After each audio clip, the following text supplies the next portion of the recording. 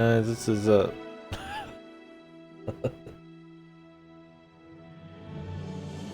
Mr. Kill. One man strapped to a fucking chair, playing indie games. How long will he survive? What's up, guys? We're continuing Call the Elder Dogs today. Elder Gods. The Elder Dogs. My nose is fucking up. My allergies have been crazy. It almost feels like I'm sick, but I'm not. Oh, you guys have to bear with me a little bit if you guys watch. Yeah, we did half of this yesterday, or so. All right. Kind of like Call the Sea. Almost feels like something maybe more geared towards like I would say casual crowd, younger audience. Sorta, not exactly. With all the voices and stuff, but it's probably. Yeah, it's been cool. Just chill little puzzles. I've enjoyed the art probably the most. Very colorful, nice variety of locations, kind of globetrotting sorta ish deal. Not super into the characters of this story, but it's fine. It's followable. It's kind of just fun to run around in. Hopefully we get some cool environments still, and maybe they'll cinch something with that. It's kind of like Indiana Jones meets like a Lovecraft sort of deal.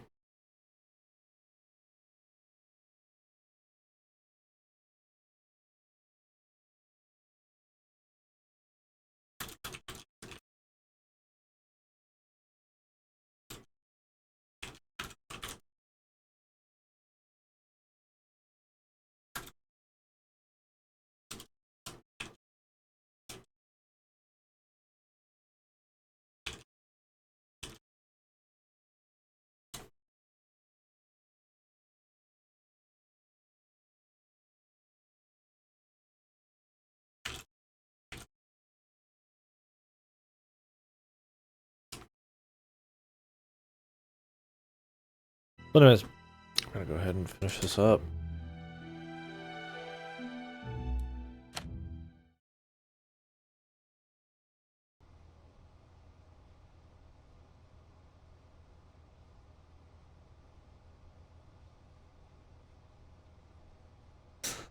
What happened last time in the story? I guess there's like a recap.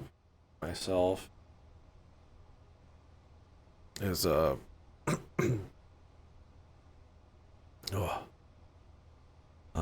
this lady, a student, archaeology student or science student or whatever she is, was having dreams about eldritch object. Even had a period of amnesia where she just did stuff for a few months, which I'm sure will back in somehow. So she leads her to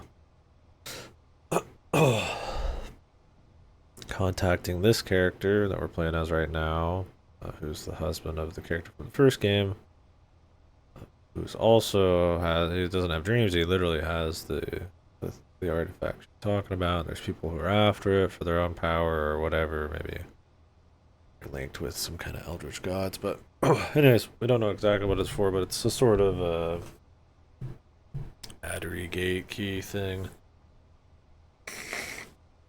So kind of a MacGuffin to be, I'm sure, taken somewhere. But now it's in the hands of the bad guys, your Bellocs, the Nazis, that kind of thing. But just for this game, you know, all the Indiana Jones, or whatever, that sort of deal. But anyways, our main lady is kidnapped. She's been imprisoned here, drugged, and kind of forced to kind of transcribe something against her will through hypnosis or something. I don't know. And now our guy is here to save the day. He's gonna break her out. We are in enemy tier. Oh, also, he used to work with her dad, and her dad died on the expedition he was running. Miss Drayton, are you there? And it's your Lowenthal. What on earth? Harry had always suspected that the starry wisdom was something far more sinister than a simple astronomical society. And as soon as he stepped into their inner sanctum, his worst fears were confirmed. That is so big. God of fertility and life, and Lord of the Nile. Anubis. Egyptian bastard. Goddess of a statue of horrors. Egyptian god. Egyptian hieroglyphs? Apparently, the only way to get into the Pharaoh's office is by getting the right combination on the statues downstairs. And I bet my life that Pharaoh... Bowen.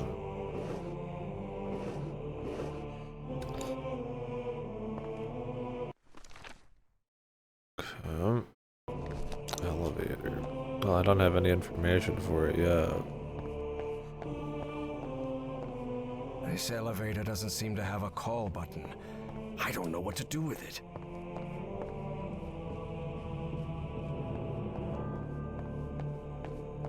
My nose is killing me. Insane allergy explosion. These people are out of their minds, no doubt about it. And they clearly have a pathological obsession with Egypt. There's a pyramid in the center. Certain sections of this pyramid seem to move. For a moment, Harry wondered whether it was a good idea to mess with the mechanism, but he quickly dismissed the thought. Even if it meant alerting someone, he had to find Evangeline and get out of there. Way to tell which of these is what direction we'd want. Maybe there's only one way it can work. Yeah, that was easy.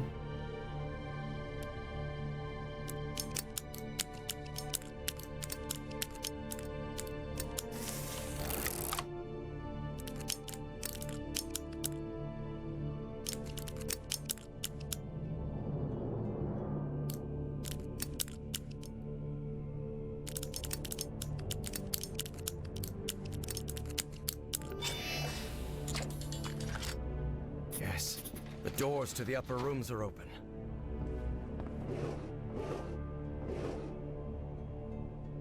I believe my psychiatrist had...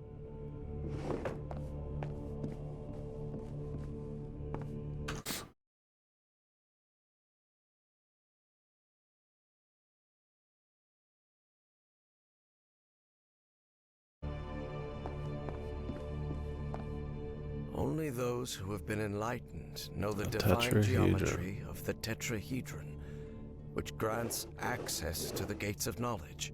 What's a tetrahedron? This is supposed to help with that. Even though it's pretty much just auto. That's fine. There's a lot of that where you kind of just skip clue steps. They're very either intuitive to the point of just being like automatic or office. Just easy. Did this game get like a fucking update? It sounds like louder all of a sudden.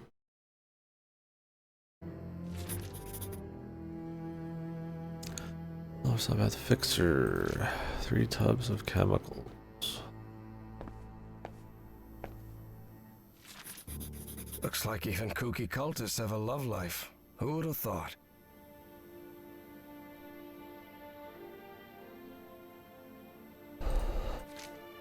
Love, bloom, and eldritch space. Hanging your college diploma on the wall while you're in some sort of weird cult doesn't strike me as the smartest idea. They rotated the positions. What does that mean?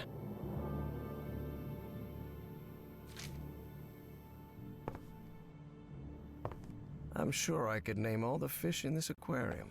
Much to his dismay, Harry had become something of an expert on fish, especially those with striking spotted patterns. Light reflection. The shelf is packed with every kind of specimen. Looks like it came straight out of Dr. Frankenstein's lab. Just an office. But this couch, everything's noted down. I could think about it a bit. Psychiatrist's office? This metronome still makes my skin. He sounds glad I can to think be rid about of a lot of it later, honestly. We could just compare it all when we want to go do the puzzle instead of thinking about it now. It's really just kind of like putting down information. I'm sure there's gonna be like a puzzle to it. Pharaoh already announced the ritual positions. I'll have to be next to Orion nearly all year. Harry immediately recognized the voice of Dr. Frog in the Throat. I've always despised spoiled rich kids, and Orion's no exception. I'll have to pretend I tolerate him, but luckily I'm fairly skilled at pretending. Okay. Drat. This is my prescription from Dr. Frog in the Throat.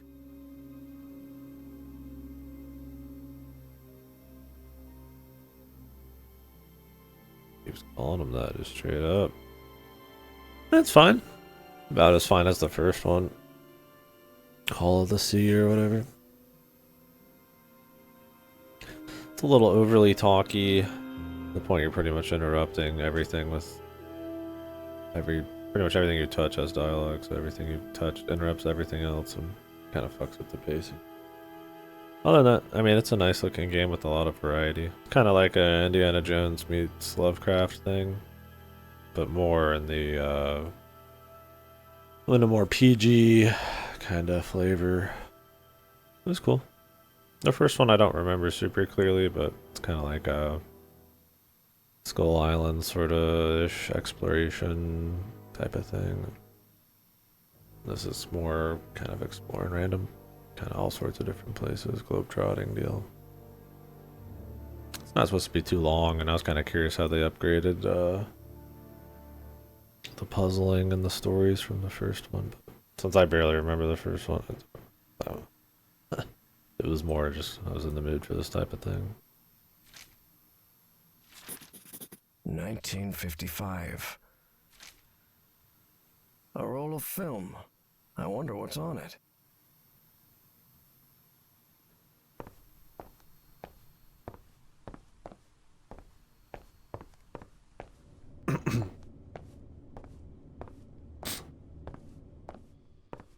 This office looks expensive. Must belong to some sort of Yeah, dilettante. that's fine. This fella clearly has expensive tastes. I'm impressed. What nonsense are they talking about now?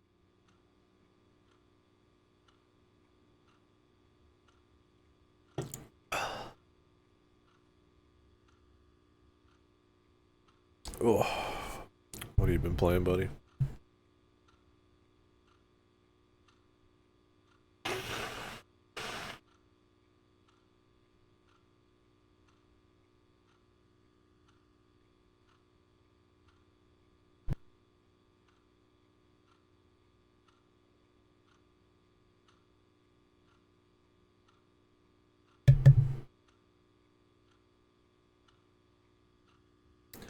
I haven't played anything else they've done. Just Call of the Sea. That was like 6 years ago. Oh, Succession, yeah. I've heard of that one.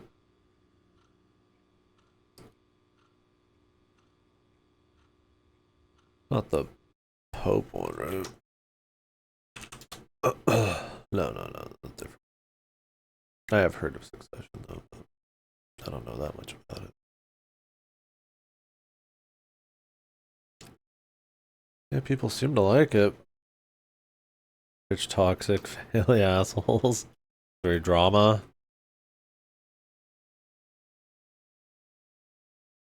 You liking it?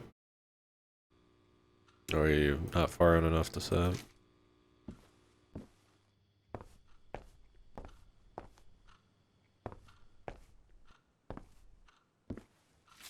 Yeah, good. The robbery at my house could have gone way worse, all things considered.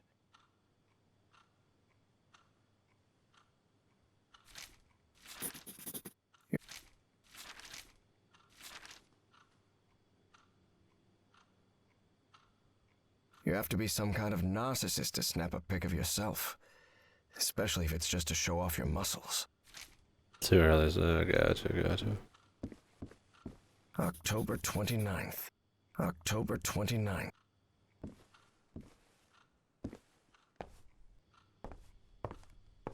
This fella clearly... archaeologist's office for sure. There's something written in German in these pages. Although Harry's German was a bit rusty, he understood what it meant. Damn, it knows.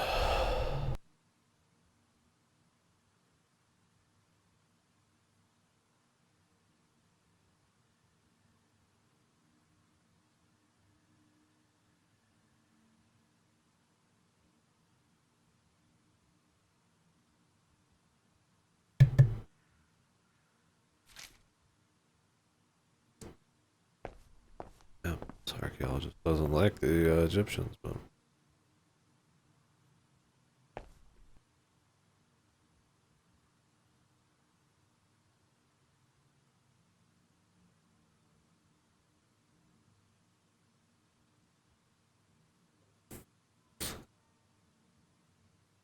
You want to play STH? Like something?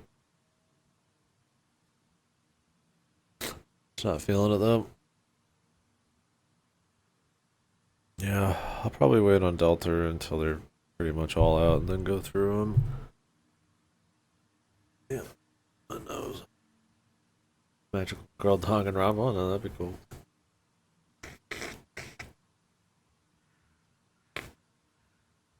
Yeah, next VN I do. It's definitely gonna be something shorter.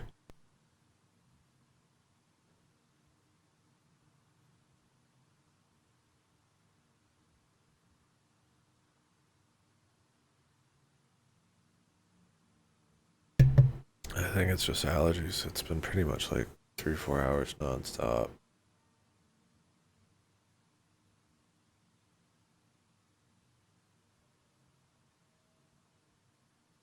I mean, I don't feel sick, that's for sure, but Jesus.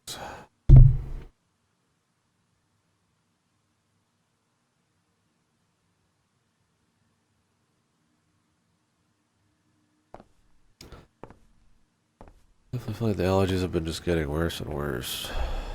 The older I get. This must be the group's official photographer. Part of my sleep issues too. This guy has been all over the world. The letter laid bare the bad blood between some of the cult members. Something pretty common when power-hungry fanatics are involved.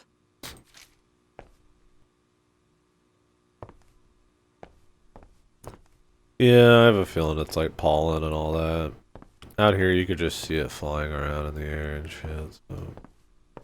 I'm sure that's part of it. I don't know, maybe I need to dust the fucking room. Filter, I don't know. They've also been tearing apart the parking lot, so I wouldn't be surprised if there's a bunch of debris and dust and who knows. Usually it's just I wake up fucked and then I'm fine after a few hours. But sometimes I wake up so fucked. A bin full of discarded prints. It takes a really long time to come back from.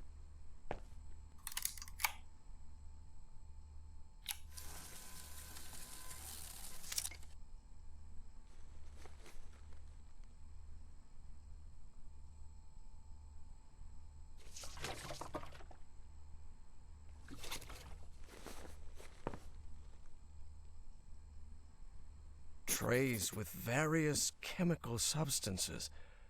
They even have the molecular structures written on the bottles.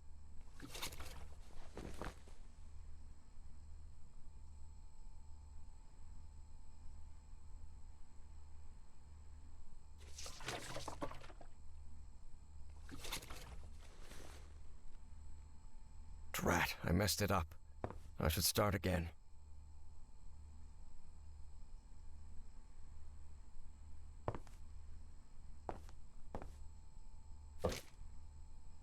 Yeah, but this one's not supposed to be too long. I've got a lot coming in the mail and a lot to do.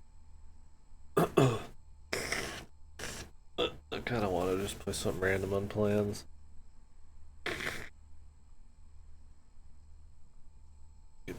Right. Oh yeah, Ham and Moon. Yeah, it's good. I've got my gripes with Rewrite for sure. I don't think I like it as much as most people here, but there's cool parts about it. There's some really strong routes, shit ones, some ones that are just kind of fun to talk about, discuss. The Romeo stuff definitely there's a little bit more to chew on in like a real way, more themes and thought put into it. Where there's stuff to talk about with the Tawanaka, I don't remember his name, stuff, but it's a bit more vapid. Oh well, Shizuru's route's good. But then the Ryukyushi shit's just like ass for most of it. Yeah, which is always fun to talk about. Ryukyushi had really strong romance, and I thought he was like coming around in the middle, but holy fuck, the ending was horrible. And the beginning was rancid. Dude needed definitely needed an editor to cut most of that fucking shit out, but there's a clue for that.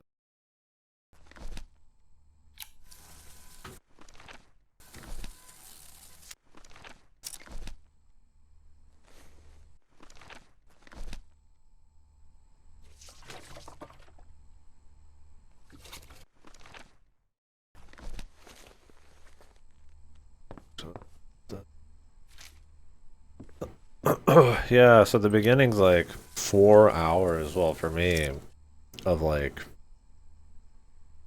total nonsense. Like, if it was like not in a VN with other routes, maybe it'd be okay.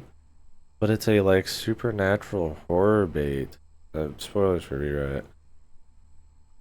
But like, you already have seen so much crazy supernatural shit. You couldn't care less. You know it's gonna like tie back into her being able to do powers. You know she's hiding shit.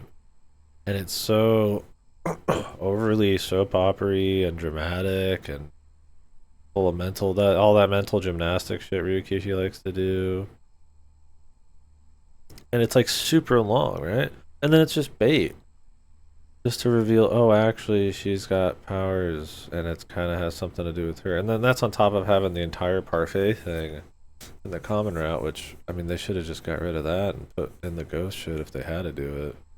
I think there could have been a more interesting way for him to start sleuthing into her, like, you know, she's doing weird shit. Maybe he follows her around and starts discovering stuff, or she starts letting shit slip.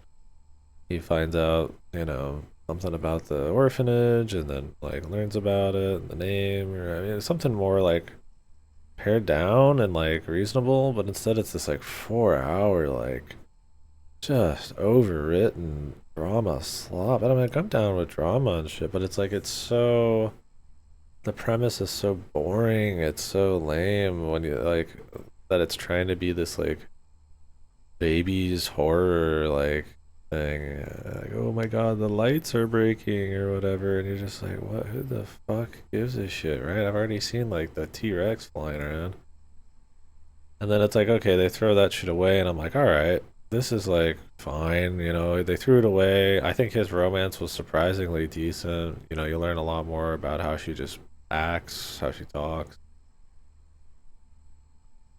and instead of cinching that and like trying to, you know, have a simple, heartfelt scene where maybe they have to make like a sacrifice and go in a bunker, or he just like expresses how much he's into her. It's like a 2 hour scene full of mental gymnastics again, where he can't figure out what to say, and there's like fights with everyone, and everybody's just an idiot, and it's like she had the nuclear Taco Bell brap that killed everyone, which like I guess that could be interesting if they didn't just turn it into like some crappy drama fight right after.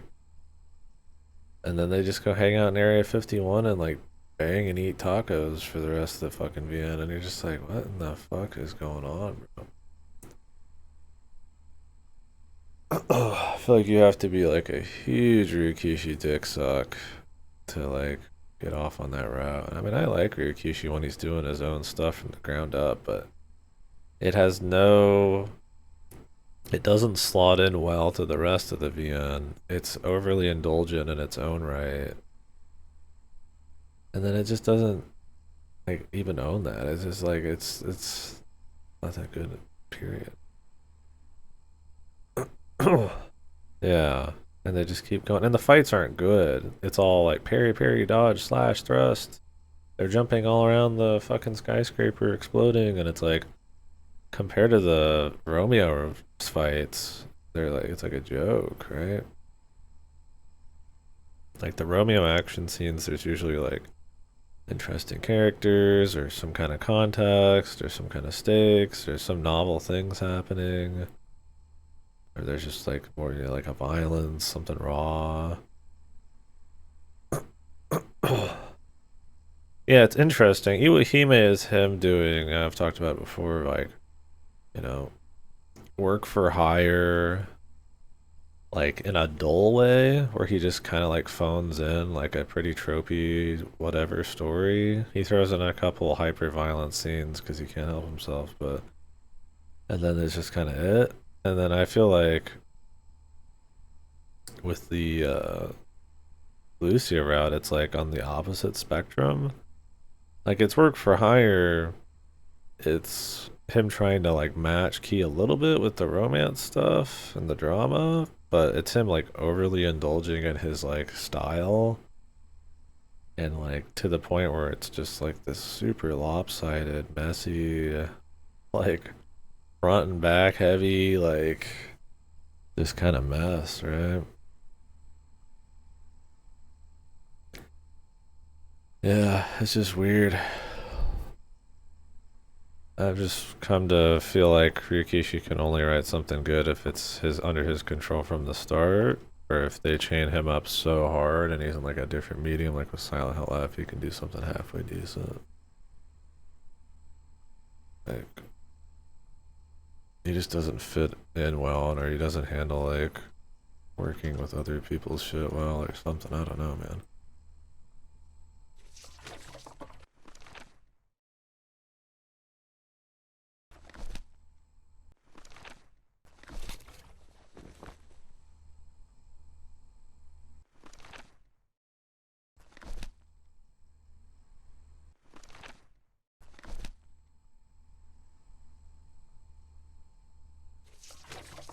Oh yeah, I'd have to really try that out. Cause I mean, two things I guess isn't really like proof of much, but I mean, by far his like work for hire shit is like his worst shit. So it's like Good. I've developed the photo. can't help but just like point to that. Yeah, I mean, I was bored stiff at the beginning of that Lucia route, and I mean, I'm not gonna pretend there wasn't like an innate bias there because everybody's been shitting on the route, but you know, I was coming around to it by the middle.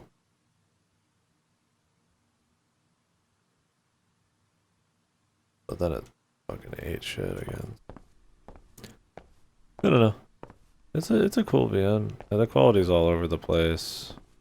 And I think like in general I'm not like giga into the plot. But there's times where it's really interesting. And it's just an interesting VN to talk about in general. So the moon stuff's been cool.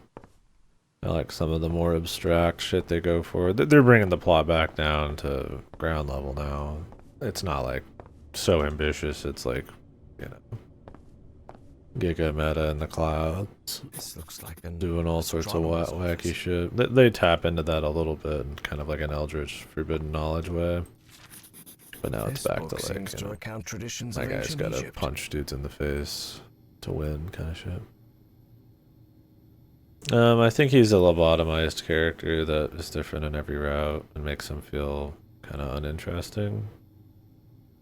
I know that part of it's like the idea of it. He kind of talks about that in the moon route, but I don't know. Some of that just feels like lip service, where it's like, oh yeah, you know, he's so different from every route because that was the idea. Is he's trying to fit a role to feel something, and it's all a mask, and it's like, yeah, I don't know. You could write that in a couple sentences to make it, you know. I mean, it's not an excuse, but it's like, it sure is convenient that that's his character and something that had no oversight, and he's like Like, it doesn't feel like there's an intentionality behind it in all the routes, where he's like changes a lot, like, and that was the plan. It's just people writing a little different. He's in different circumstances, so I can understand some of it. I think he's the most interesting in Akane's route. I actually liked him in that because he's very morally gray and kind of flawed, and he changes and he thinks about the repercussions, and it was definitely the best thing. I liked him in that route, but you know, in Moon he kind of talks about how, oh, I'm just like a fucking, I'm bullshitting in like every route, or it's not, you know, I'm always like fitting somebody else's mold type of deal. And it's like, that would be really interesting, but it doesn't really feel like this kind of character study on this type of dude. It feels like just a way to kind of write around the idea of like an, you know, the typical harem romance MC, right? It feels much more like he's just different in every route. Because I mean, if you look at the Romeo routes, Katori and then Common and Akane, it's like, other than in Akane, is him willing to like give up more of his morals. There's not like a whole lot. Like, they bring it back to the Common route stuff where he's talking about being kind of two-faced a bit, but the other routes, like the Ryukishi ones and the Tonakawa ones, like, they don't really mention it at all. He's just totally different just because he is, right? And not to the point, like I said, where it feels like there's an intentionality behind it. It's to the point where it just kind of feels like sloppy. Oh yeah, I think Shiro's way better done. Shiro feels like a character that has like an actual conflicted, like, reasoning underpinning everything he does that gets explored. There's like a theme, an arc, and you know, absolutely.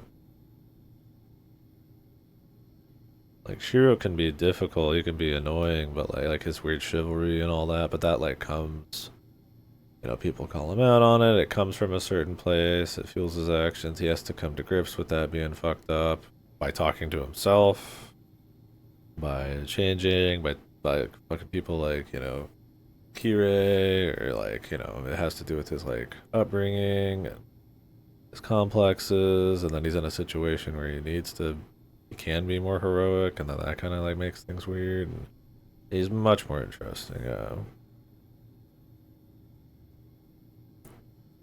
And it would make sense that in the different scenarios he change more, right? Like in the Fate route, he can stay more like chivalry, misogynistic, or whatever the fuck he is. And then in the with Braylorx would make sense, it's a bit more introspective because it's about literally him, and then, you know, there's kind of a mix there in Heaven's Feel. Since there's more like darkness and shit. And it feels like that's kind of part of the whole point, is like looking at him as that kind of character where, like I said, in Rewrite, there's like an intentionality that's just not there. Like, yeah, you could say, you know, he's supposed to be this like kind of two-faced like guy who just sort of, he's not like an asshole, but he's like, you know, trying to fit into something, right? Feel something, and it's like, it just doesn't. You don't feel that in his dialogue and his like narration. I mean, you're in his mind for the whole thing. Like, you don't feel little bits of that seeping in. There's not this like subtext or nuance that really comes in. It just kind of mentions it occasionally. And I mean, maybe if Romeo wrote every route, it would come in a little harder. But like, so far, it's just like, you know, okay, that's the character, that's cute, but. Yeah, I feel like if you don't like his antics in the Common route, there's not that much to like. I don't really care for him much. He's kind of just fucking whatever. He's either completely forgettable or he's like annoying. It's cool seeing him competent and conflicted in Akane's, but that's the exception so far. They're trying to do something with him in Moon, at least, too. I mean, we'll see. I don't hate him, but he's not really a standout for me.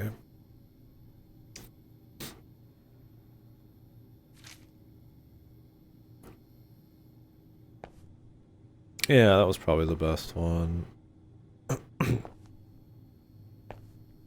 Shizuru's behind that. Different constellations. It would take a good eye to locate all of them in the night sky. It's a little slow at the beginning, and I don't think Akane is as interesting as Kotaro is in that route, but it still deals with enough interesting shit and cool to talk about. He definitely gets into more thoughts on society and all that kind of shit. So there's a bit more to chew on just in general outside the character shit. So these freaks have masks, code names, and hieroglyphs assigned to each.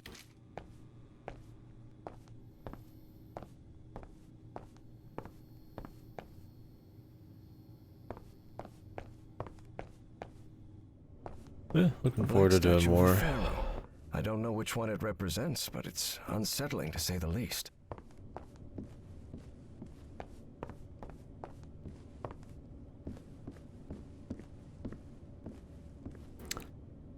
Stellae Sapientis. Yeah.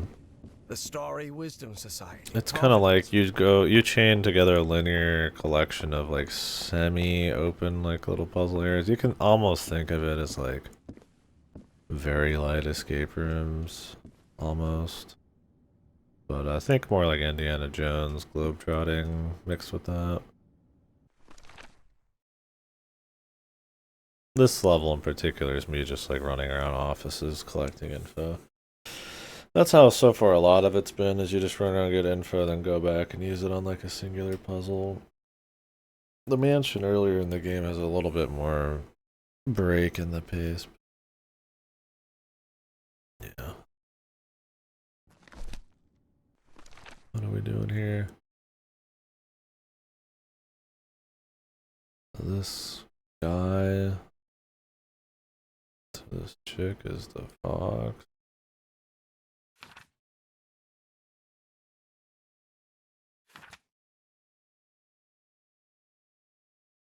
A bit more going on here.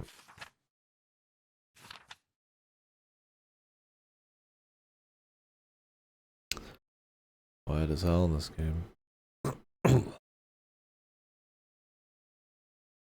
Position in that month's order of the ritual. That month's order of the ritual.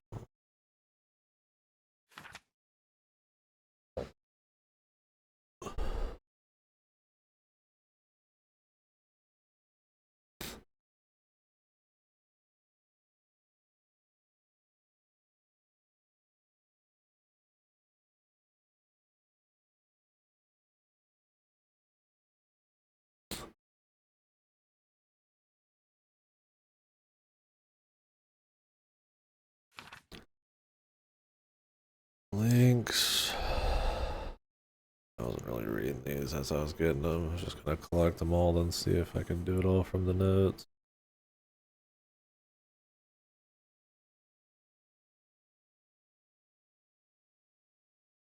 And strokes have masks, some of the hieroglyphs. Yeah, we're just supposed to fill out essentially a bunch of info for each of them, and then it just opens up to it.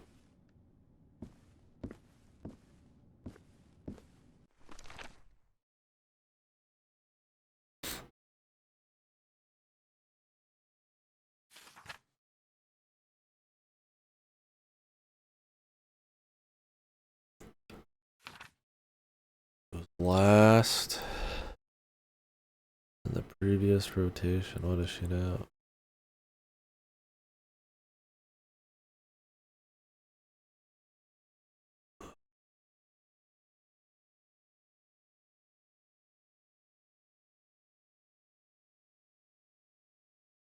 Jean Kingsley, psychiatrist.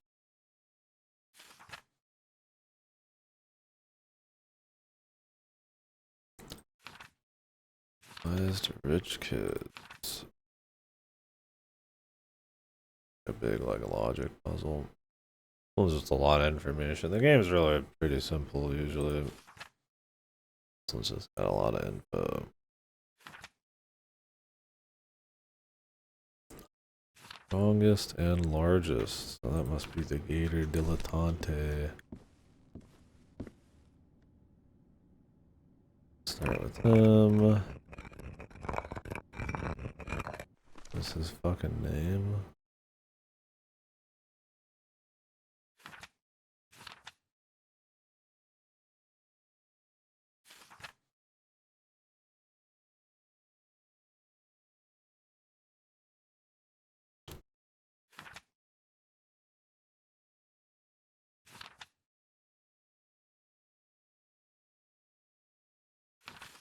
This shows the order of them.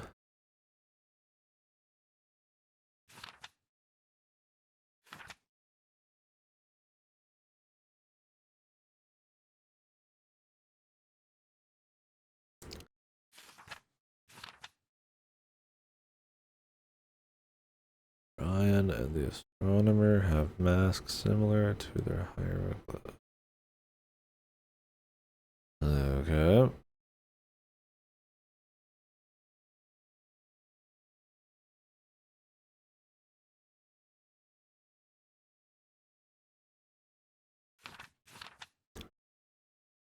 Definitely the most out of any puzzle in this so far. Quite a bit going on here.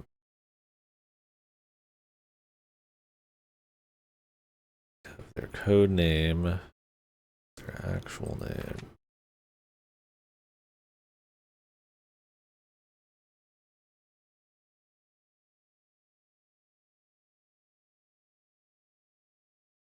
Larry the links.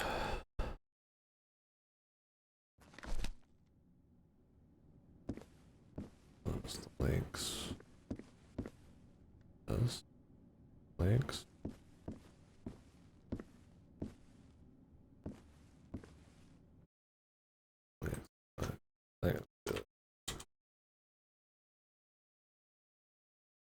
Cat with the big ear.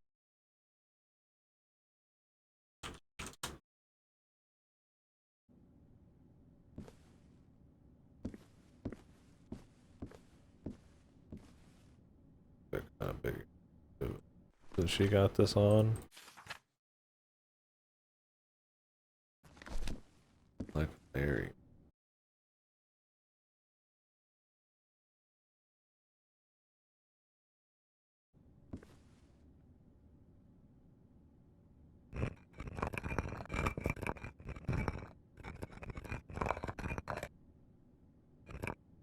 Oh, Larry.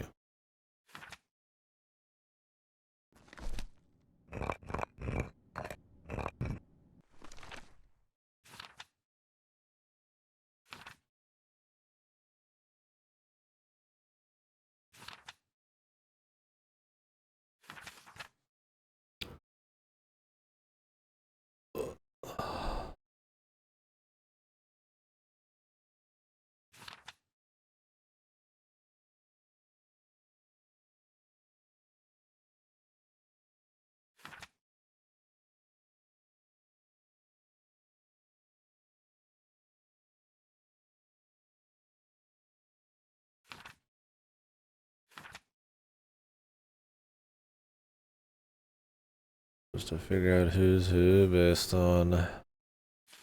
Maybe we're supposed to figure out the month first here.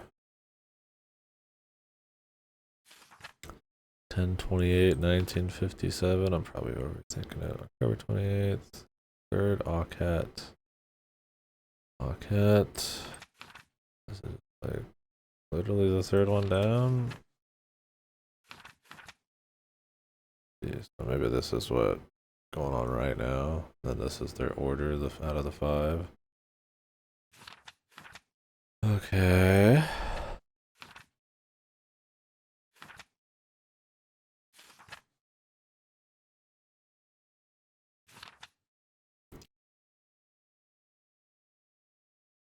Biologist was last. Patricia. Cat. Thing.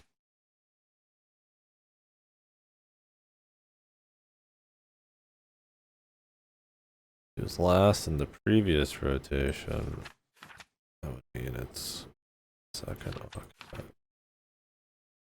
Am I supposed to read it in this direction? Could be this. What is second right now?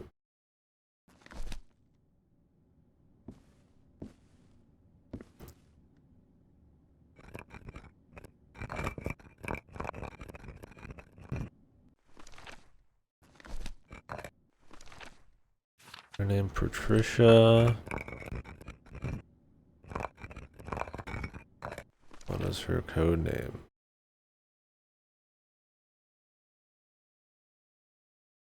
Grab a drink outside, signed Howard.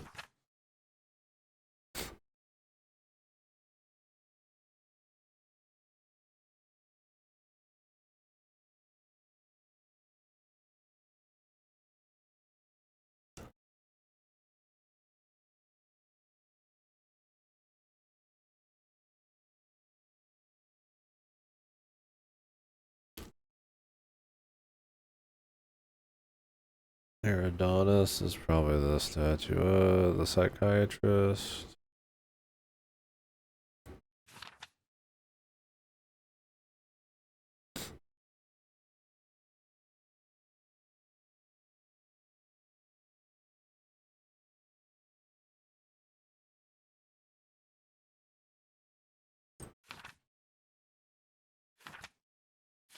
Who is Orion? It's full of info, man.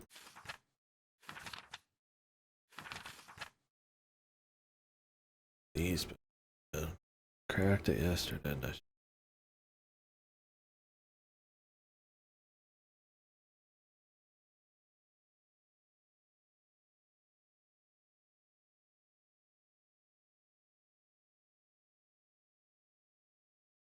Grab a drink outside, signed Howard.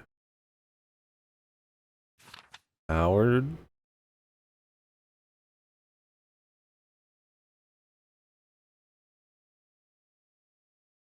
The duck?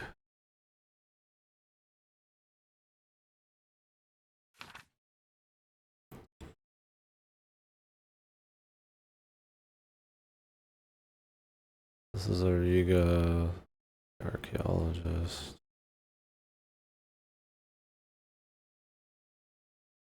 Lynx is Larry.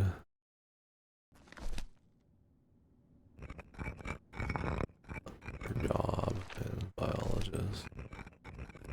Weird we have to fill all this in, but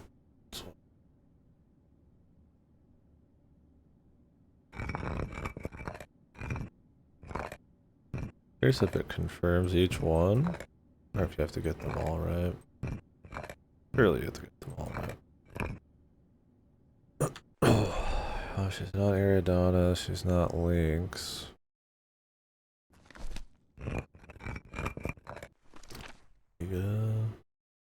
No.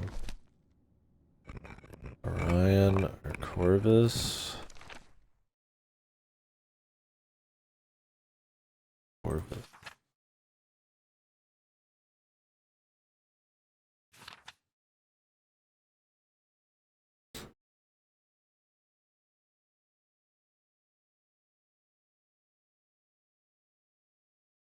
Well, Orion's a dude, so she'd have to be Corvus.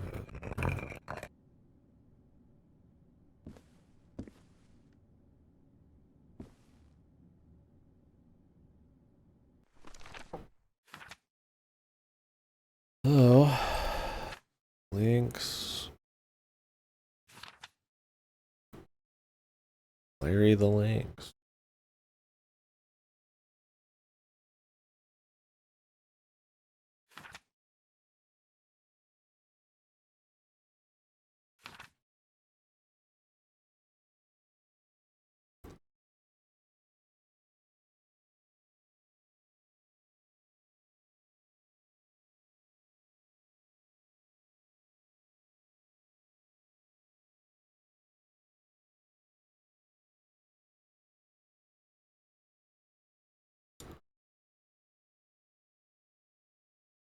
Howard. Maybe that's the big man.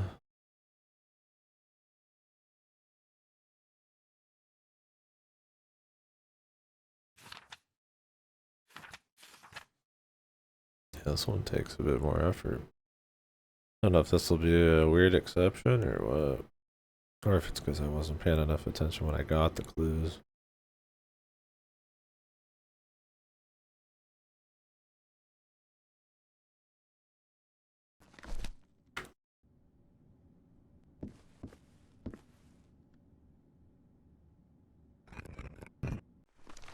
Lizard first. Bird last.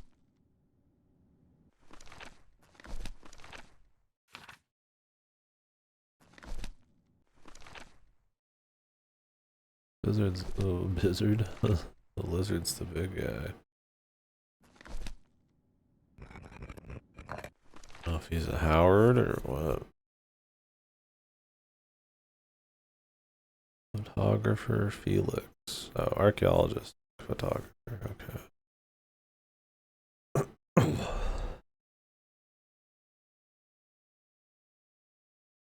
They mentioned somebody having expensive taste.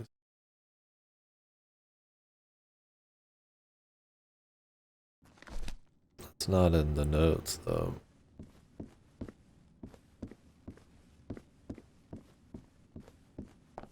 Take a peek. Fuck is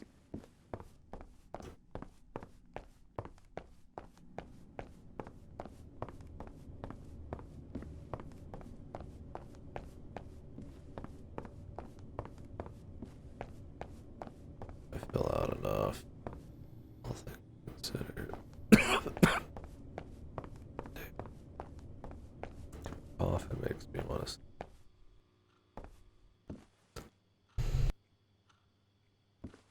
This fella clearly has expensive tastes. I'm impressed. Okay, this is the big guy.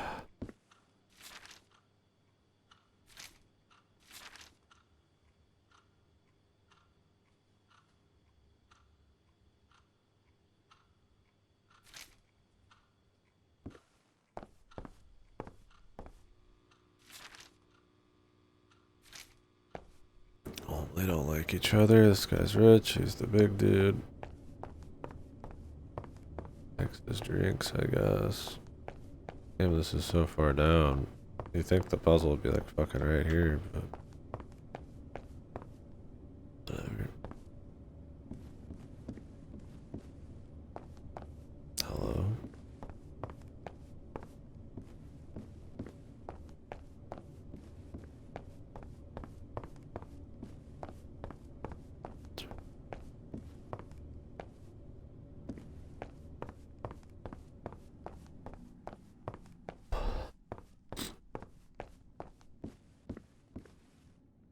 I'm gonna say he's Howard.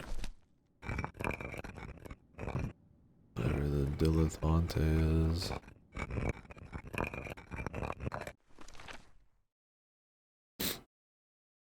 He's not Eridanus. He's Orion because this guy hates Orion, I think so.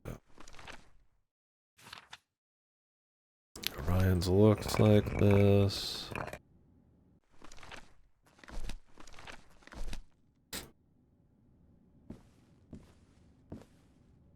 Forward.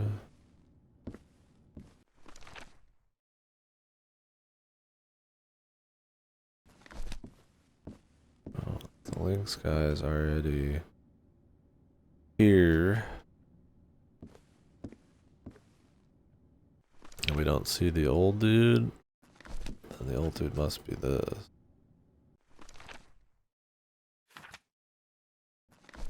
Eugene Ainsley.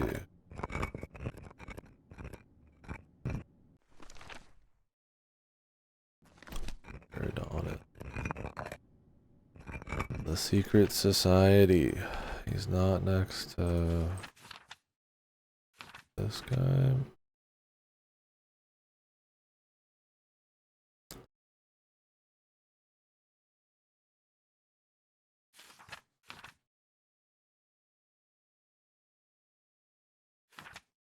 Astronomer.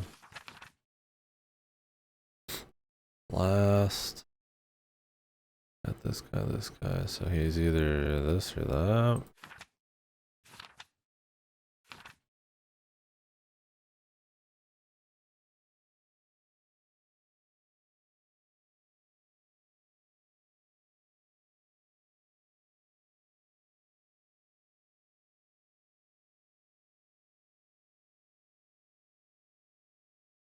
I mean, if it's the first time he doesn't have to sit next to him, then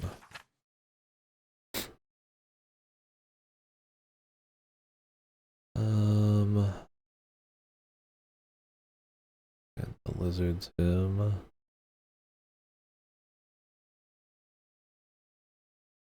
they in a circle? Then he'd probably be this guy.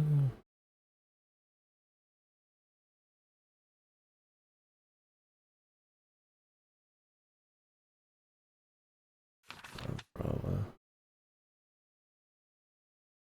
This is the astronomer, though.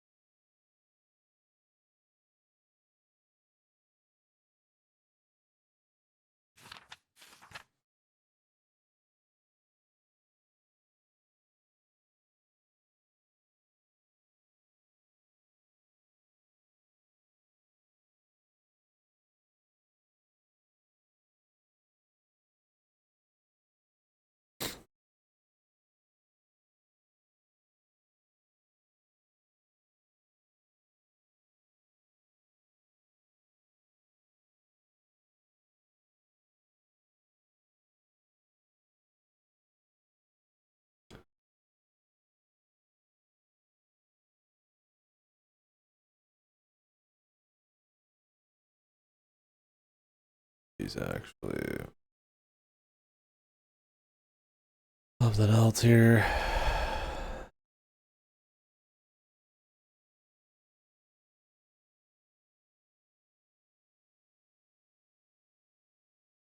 From the first Awcat.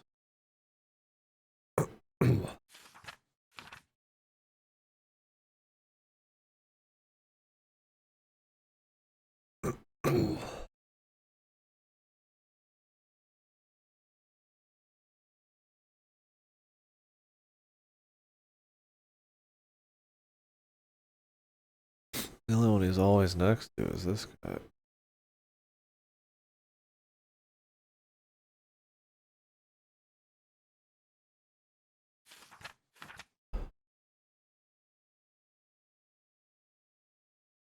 Unless I've got Orion's.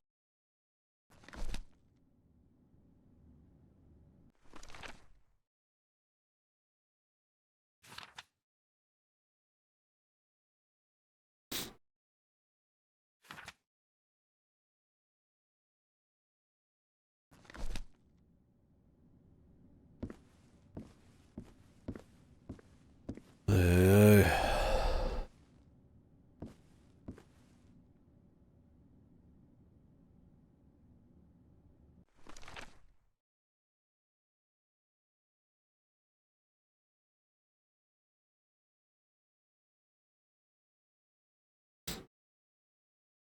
Tired of these allergies. Distracting.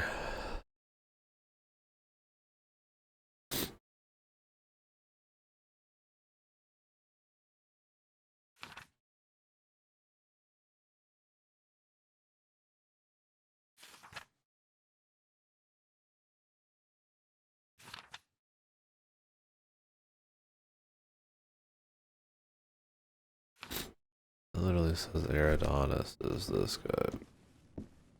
I've taken some allergy pills. I need to take them every day, but yeah, probably some kind of spray maybe. Should probably do some of that. Nose spray.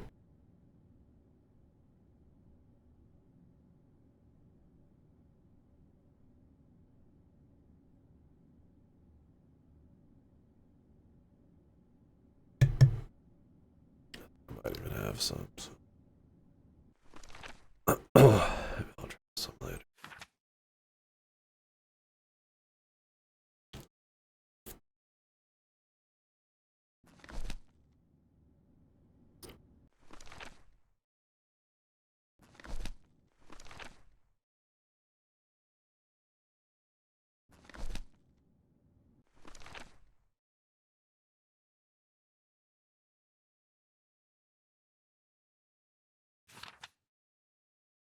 considered a rich kid?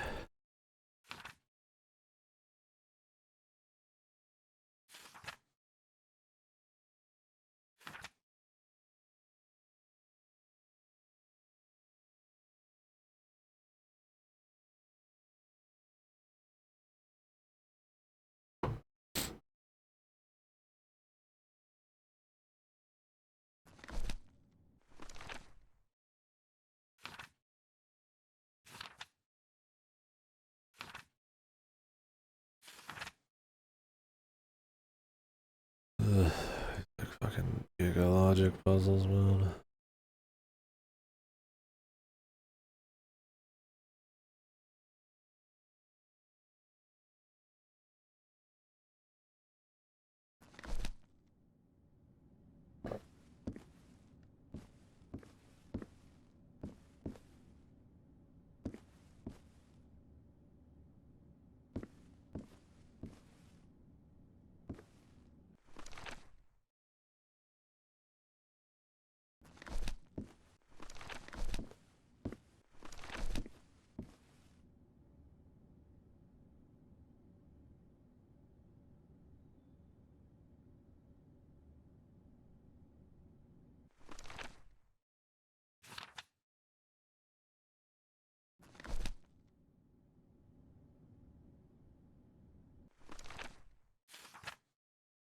He doesn't like being next to Orion, who's a rich kid, but the only one they talk about being rich is the big guy, would be the gator dude. The only thing similar to this gator is this one, but he's not the astronomer, so it'd have to be Orion, then that means this has to be the astronomer. But the problem is when you go through these, and it's like, I'm always sitting next to this one guy. And you look at the lizard, it's like, the only thing that's always next to the lizard is, I guess this is the third one. The little bird. I guess it fits.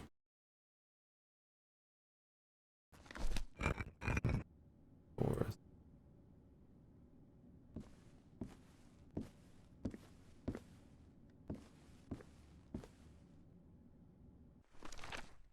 Which one is the lynx?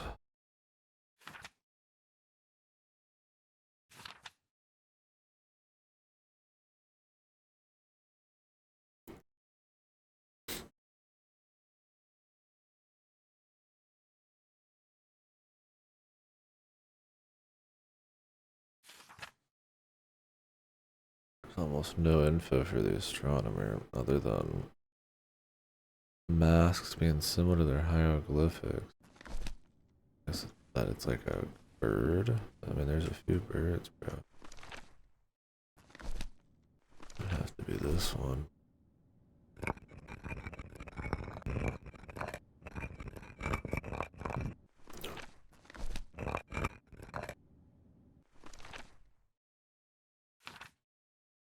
This order would be last. Because you go, I assume because you read from right to left. I mean, it's last.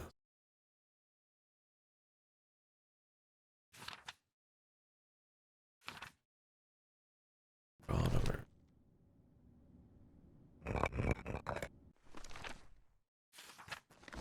Felix? No, it's not Felix. It's whoever's not on here. Larry?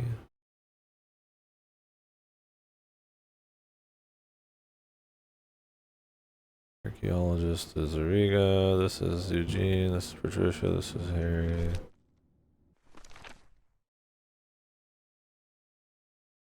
This would have to be. But this is not a lynx.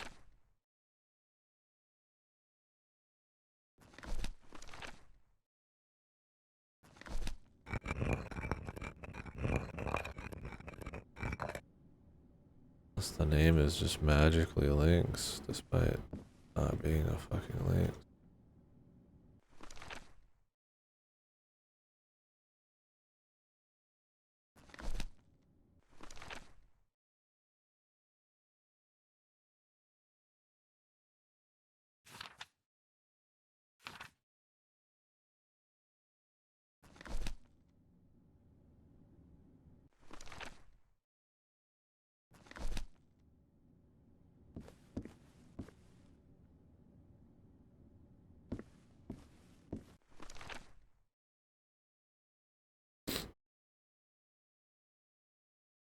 Archaeologist.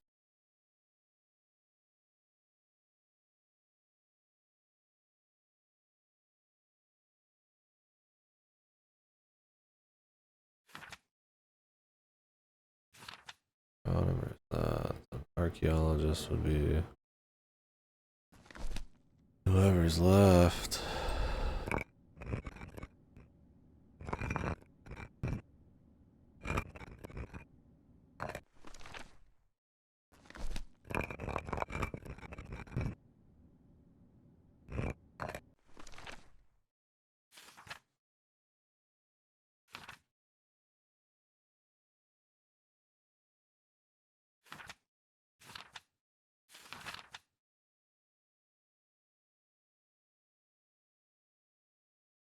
I don't know if the way they're standing really matters. I figure this is just them getting ready.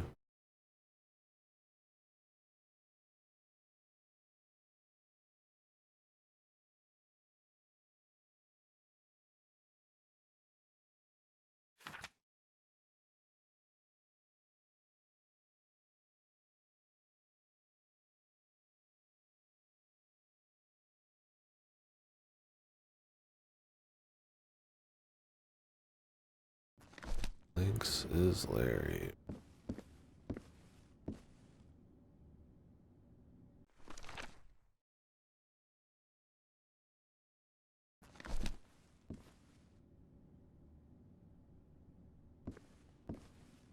It's weird because like Corvus and like Lynx are like animals kind of, but they're not they're not like matched. Maybe that's the idea though. They swap them. They're kind of weird though.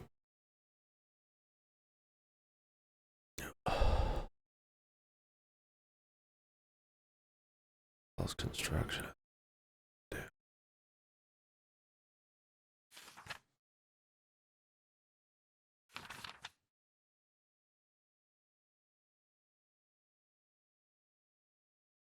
So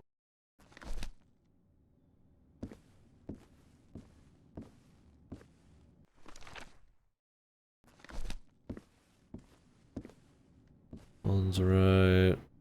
One should be right. One should be right. One should be right. This one just has to be whoever's left.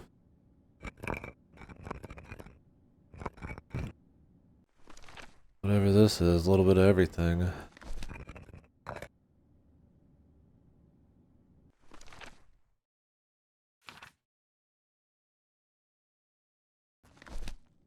Eugene.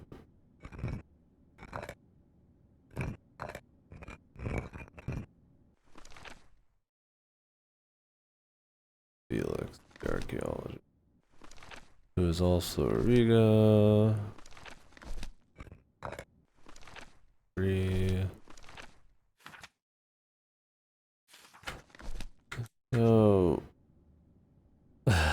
What's up, hey? Wait, what the fuck? Where are the notifications? Bros? I probably have to re-log into Streamlabs or something. One sec. I added some extra 2 factors. Let's look. Thank you very much, Bang. One sec. I gotta log out and log back in. I need to start using a different deal instead of Streamlabs. Stream Elements. 20 months is the real one? Shit. Yeah.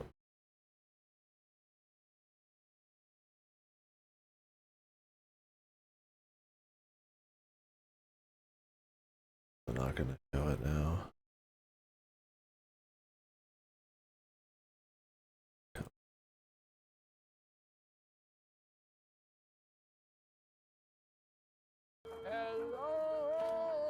Let's do that. That's from your 99. Whoa. Thanks, buddy.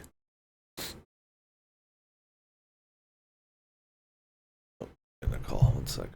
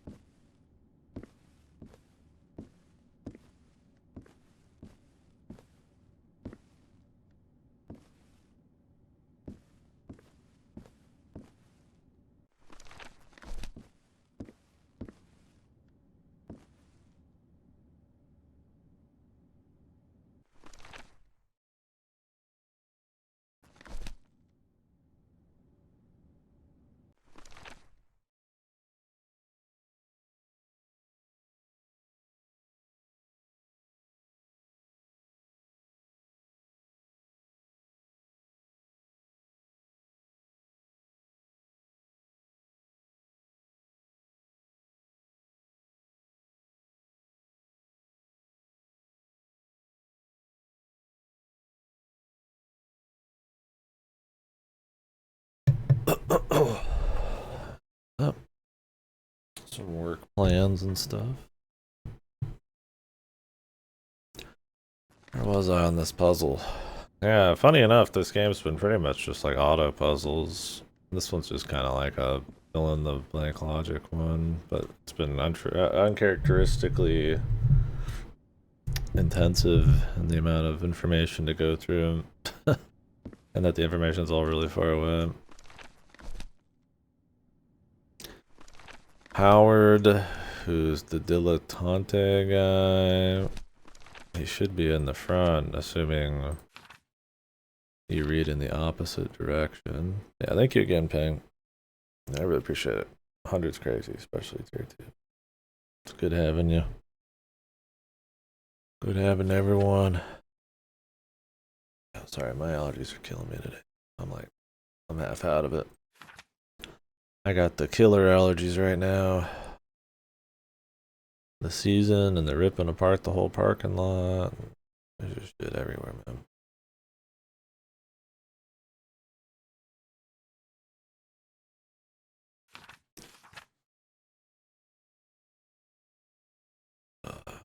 Yeah.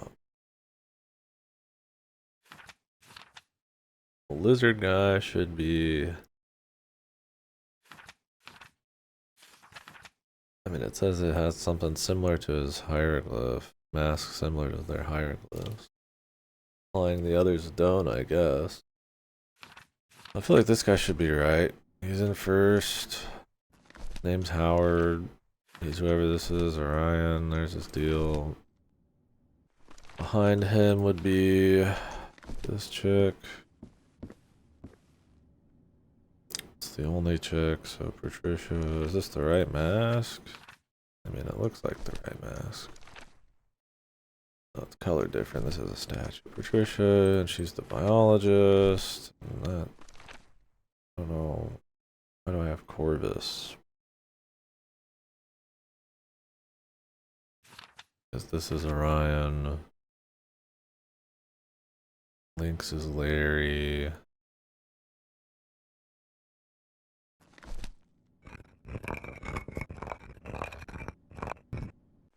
Adonis is Eridonis.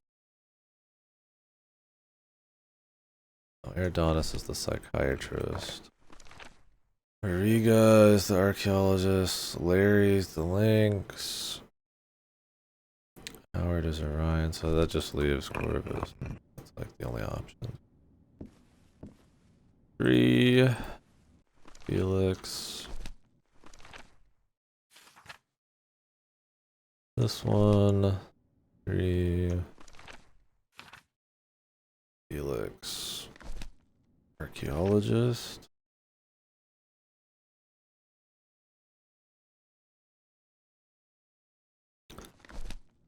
Riga. Felix. Felix, because the photographer is Felix. The archaeologist has the camera. The Mariga. I mean, that all makes sense. 4.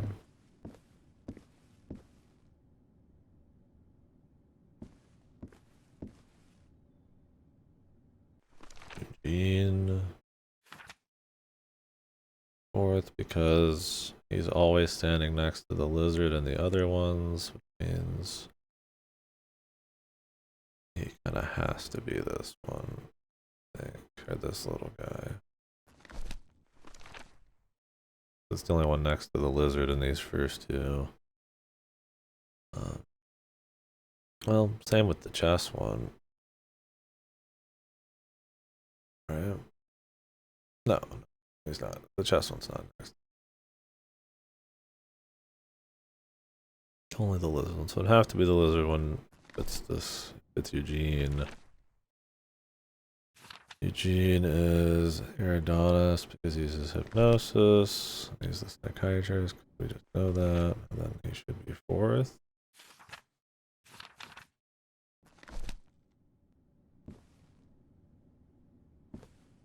Oh. This isn't right. Yeah, 5. Which is Larry.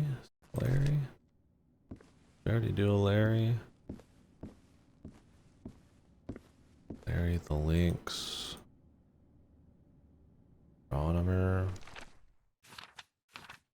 Just because there's nobody else left.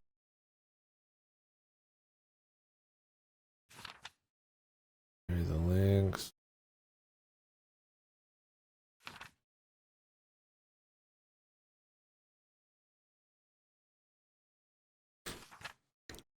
Kind of, yeah. A lot of like, bunch of little statements for just one little detail is what sets up all the other little details.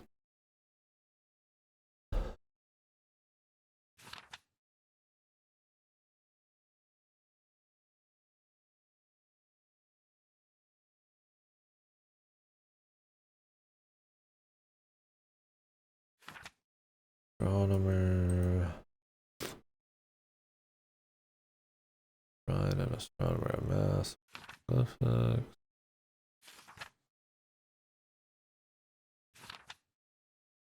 If this is Eugene and this is Howard, I mean, it could be that Howard's wrong.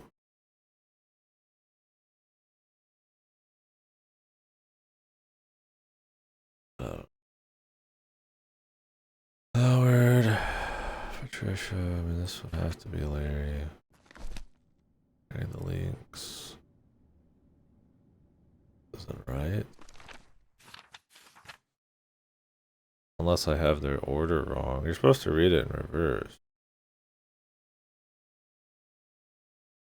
What would it matter if we didn't?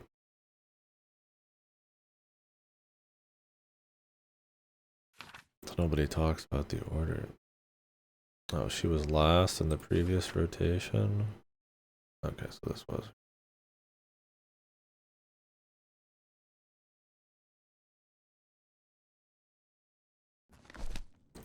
Okay.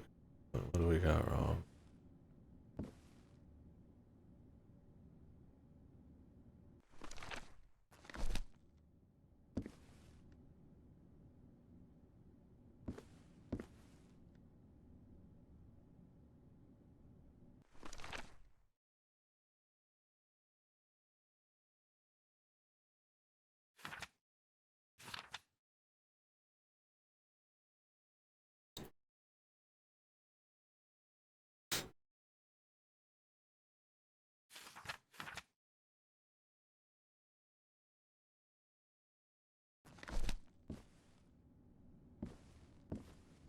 Did it change anything?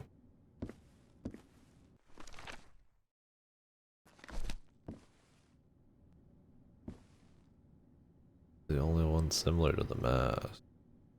That is Sobek, god of fertility and life and lord of the Nile.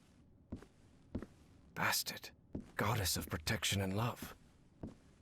Anubis, Egyptian god of the underworld.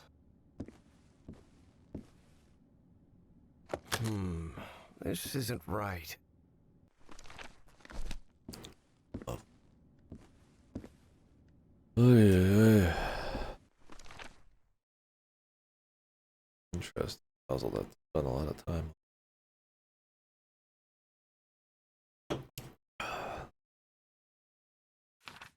Very little to like fuck around with. It's like just very info heavy.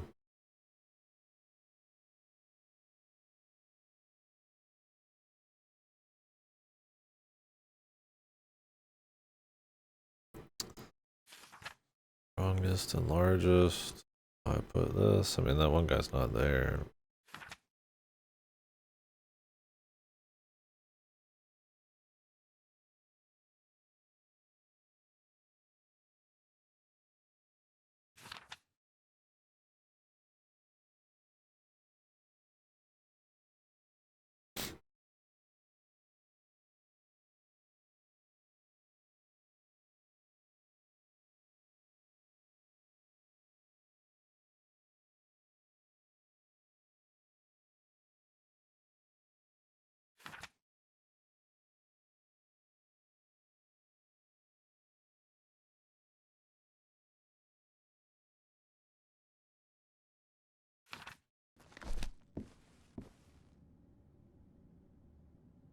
I just assume he's gotta be.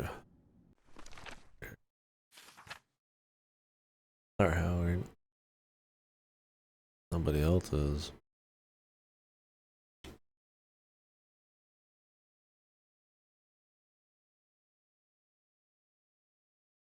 I wouldn't hurt to go back through their rooms. We might not get all the info here. Ooh.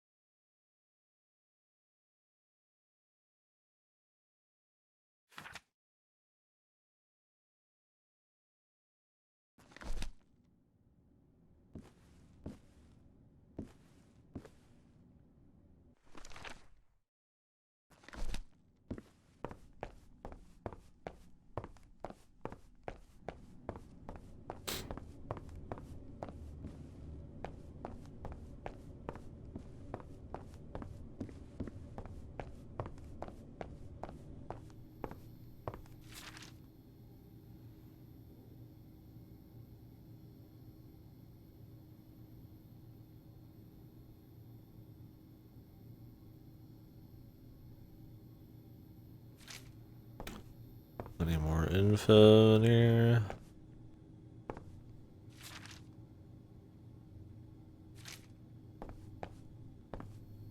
Pretty low. Different constellations. It would take a good eye to locate all of them in the night sky.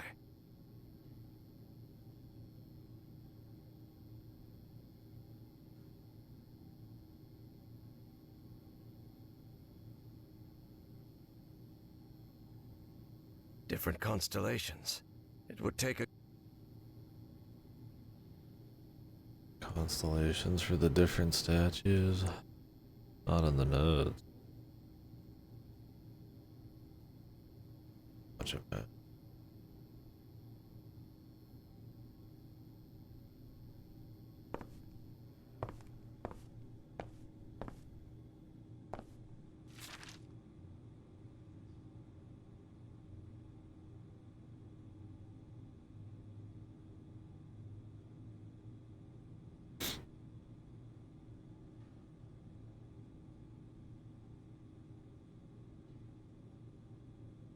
The Pharaoh.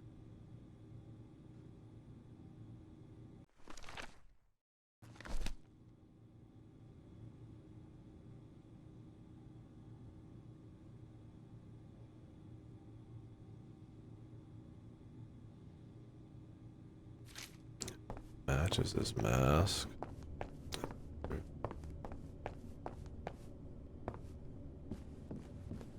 Could be true.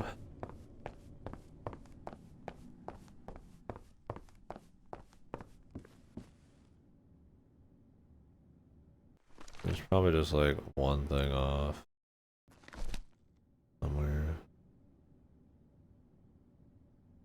What his fucking name or some shit. Astronomer, biologist, archaeologist, psychiatrist, and Larry.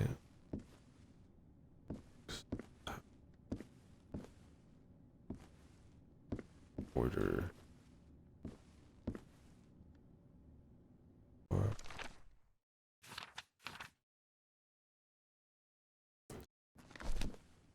5. 2. 3.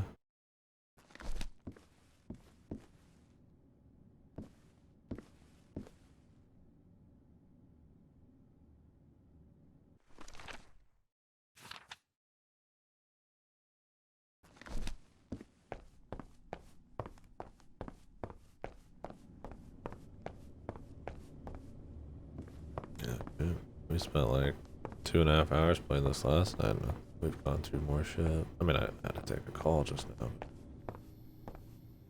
Other than that,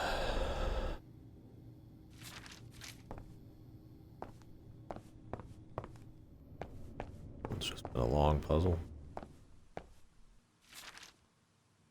Guess I've been blabbing too.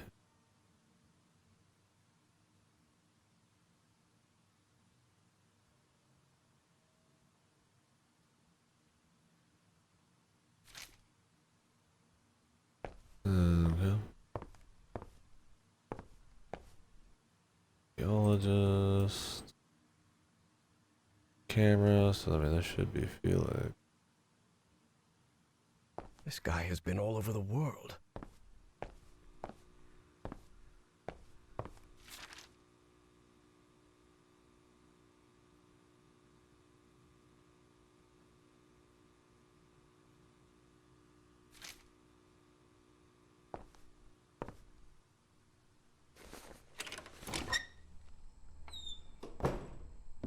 It's not Larry, it's Lynx.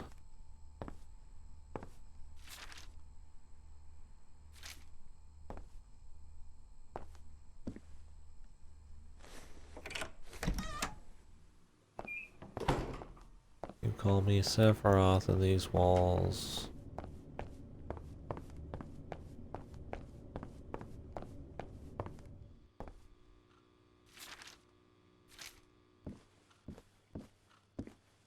And this is the only room where they go out of their way to mention Bunny. They certainly got enough of it.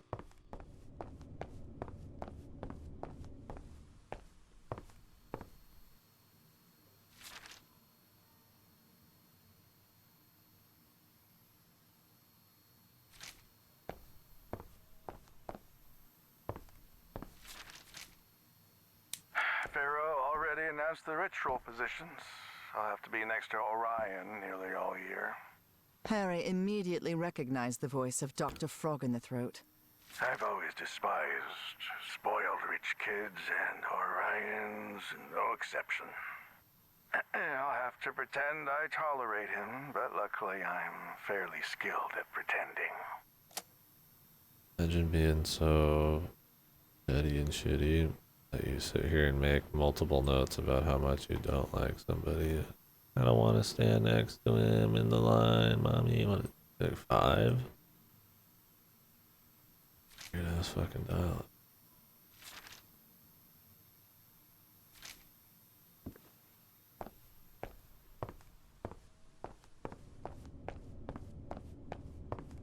They are the bad guy.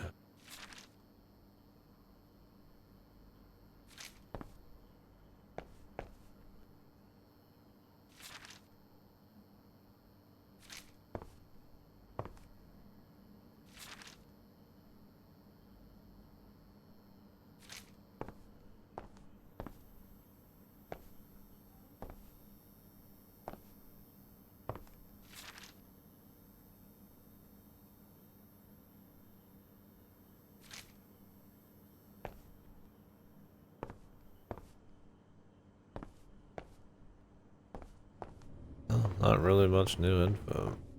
I must just be missing something.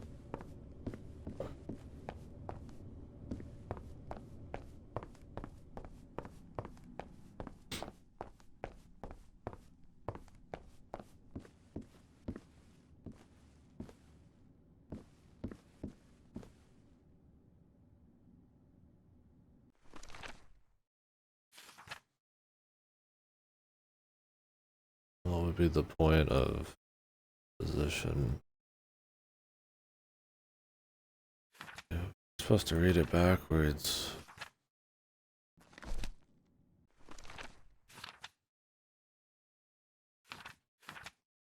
Date's the 29th, so it's the 3rd Awcat. 3.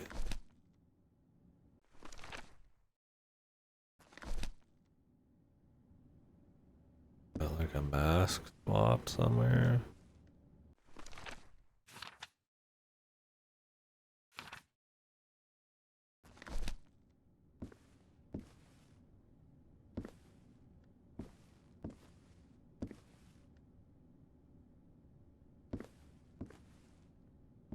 I mean, this is the only one I could imagine.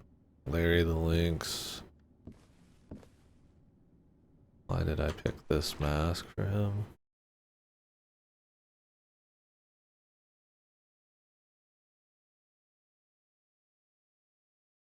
The astronomer is supposed to have a mask similar. And if this is the astronomer, then it would have to be the most fitting.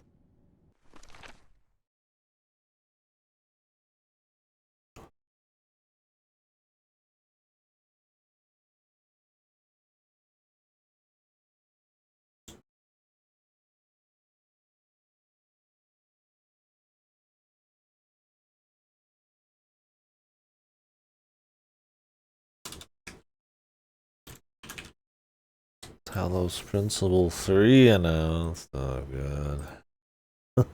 Hopefully it's good. Another one. Another one. Hopefully they changed the structure up, but I doubt it. More story. I need more story, more lore.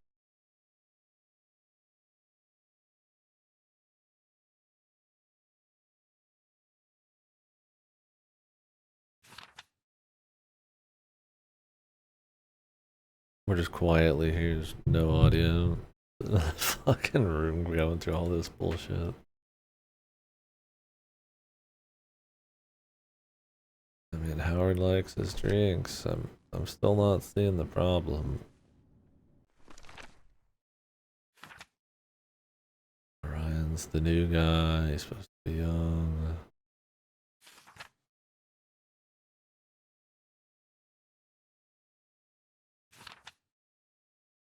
Somebody else that fits this mask?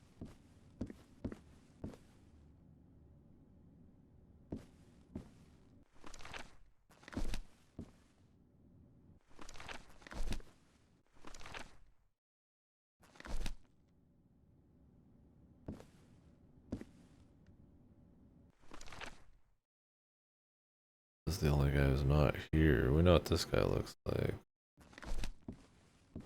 The one who's not there is Felix.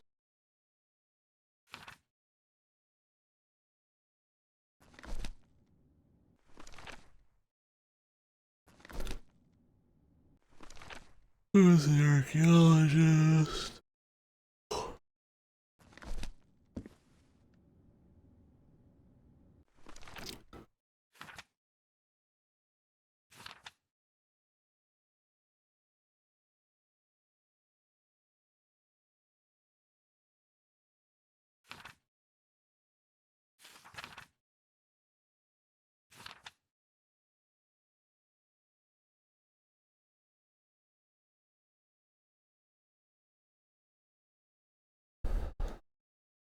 Kinda dry, man.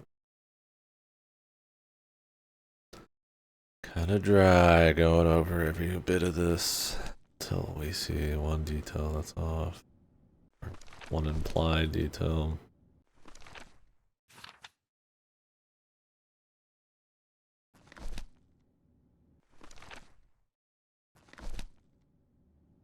Very interesting, man. I guess it gives us a little info on who they are, but story-wise, like, alright. Fuck.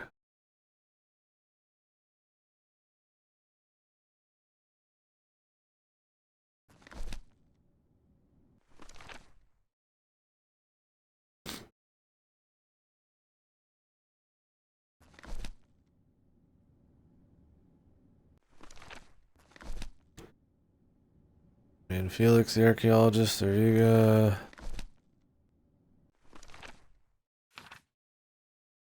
Only Orion and the astronomer have masks similar to their hieroglyphics. Oh, this would fit then just fine. This better not be like, oh, actually, despite it facing the opposite way, you have to, for some reason, put it in the other direction. LOL, whoops.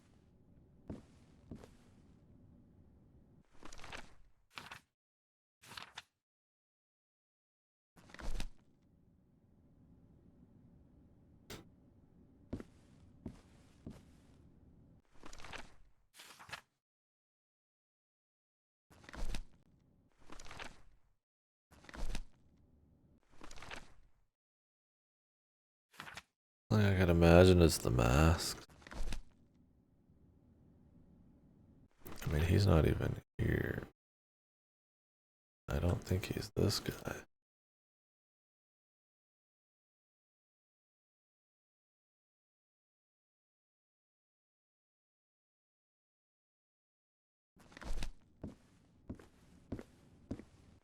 He's in the would-be op links guy.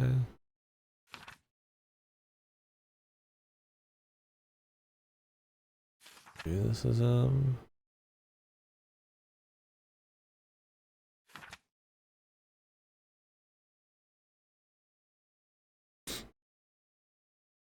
I don't really know their mask. These two have masks similar.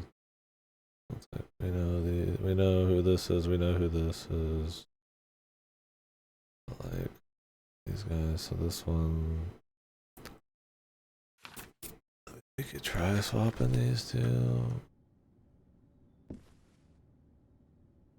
I don't have to think.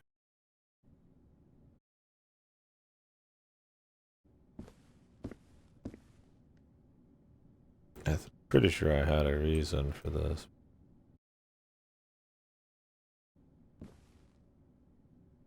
Maybe not. I'm just gonna shit it out. Because at this point it feels like it would just be the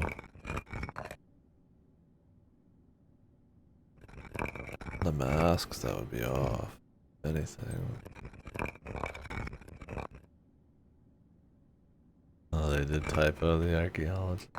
I use good as like a storage for pictures sometimes. I'm doing a quick snap. She reads it and sees a fucking typo, man. It's over.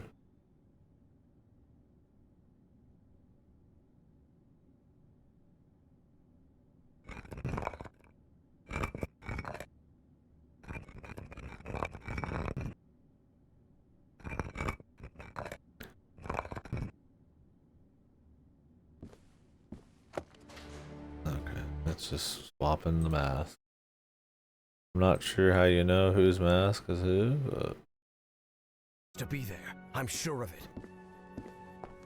not the most interesting. I mean, not my first. Where you just slap in a shitload of info, but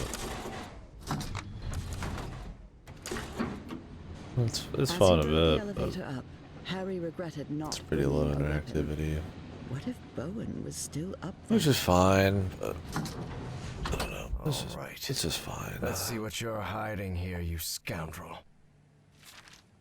Consciousness exchange? Is he talking about mind swapping? Mind swapping. So the cult was on the expedition along with Peasley. How long have they been behind all this?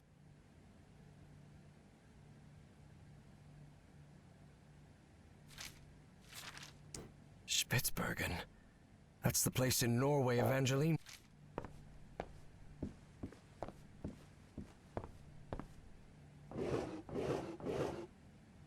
Well, looks like they give this medal to just about anyone. Rumen. That doesn't sound good at all. And what's this Azathoth business?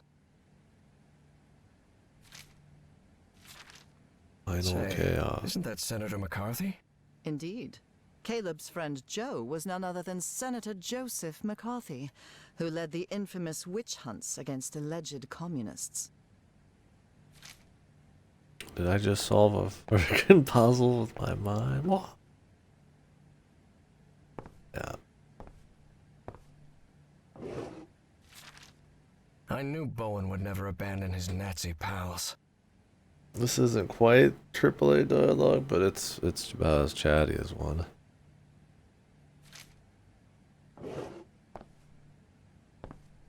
Nazis. So it is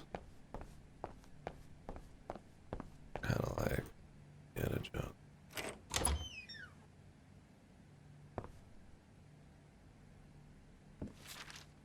Dr. West?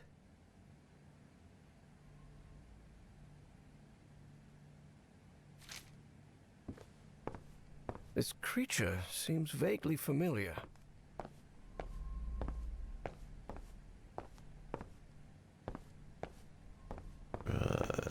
Evangeline had to be on the other side of that door, no doubt about it. But Harry stopped before entering. Was there anything left for him to find in Caleb Bowen's office? No, I'm good, thanks. Please be all right, Evangeline. Let's go, Miss Drayton. We have to get out of here. They're walking out. They just abandoned the place. Look, it's the engineer. I've seen one of those creatures before. In my dreams. In the Stone City, in the jungle. He spoke to me in my dreams, Professor. I have Forget about it, Miss Drayton. We'd have to call the police and... Calling the police won't do any good, Professor. We have to go to Spitzbergen. I need to talk with him, with the great engineer. Miss Drayton, don't you realize this doesn't make any sense? We can't chase Bowen and his... No, you don't understand. Bowen isn't in Spitzbergen. He's on his way to the city, on his way to Nakotis. Harry couldn't believe what he had just heard. Evangeline had mentioned My a God. place he had known in dreams, long ago. So long ago, he had nearly forgotten it. I had a strange dream today. I was inside a vast library and gazed at vistas of another world. All these questions came crashing down on Harry. And suddenly, he wasn't so convinced anymore. Before boarding the plane to Norway, Evie and Harry talked about the trip. About where they'd be stopping over. About what they'd do once they got to Spitzbergen. They talked about bringing plenty of warm clothing and gear and supplies to make it through. They talked about getting their documents and passports in order. They even talked about the strange city they had both dreamt of. Okay. But Evie knew there was something they hadn't talked about. A question she didn't know how to ask the professor. Father. Because every time she'd tried, the right words never came out. But a long flight leaves plenty of time to think. Professor? Yes? When I was being held by that man, Bowen, he showed me a picture of you. A picture of you and my father in the Pacific. Did you know my father, Professor? And then, it was Harry who didn't know how to find the right words. Because even though he'd been waiting years for that question, he still didn't know how to answer it. Evie took Harry's silence as a yes. How come you never told me you knew my father? You never asked. What do you mean, I never asked? What kind of an answer is that? Evie was furious. That petty, childish excuse didn't suit the professor at all. Look, I wanted to. You wanted what? Just talk, for God's sake. All right. I'll explain everything. Good. We've got plenty of time to spare before we land. My wife, Nora, was diagnosed...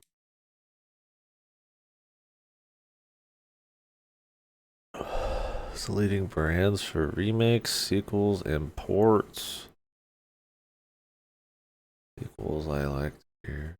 Ports, that's fine.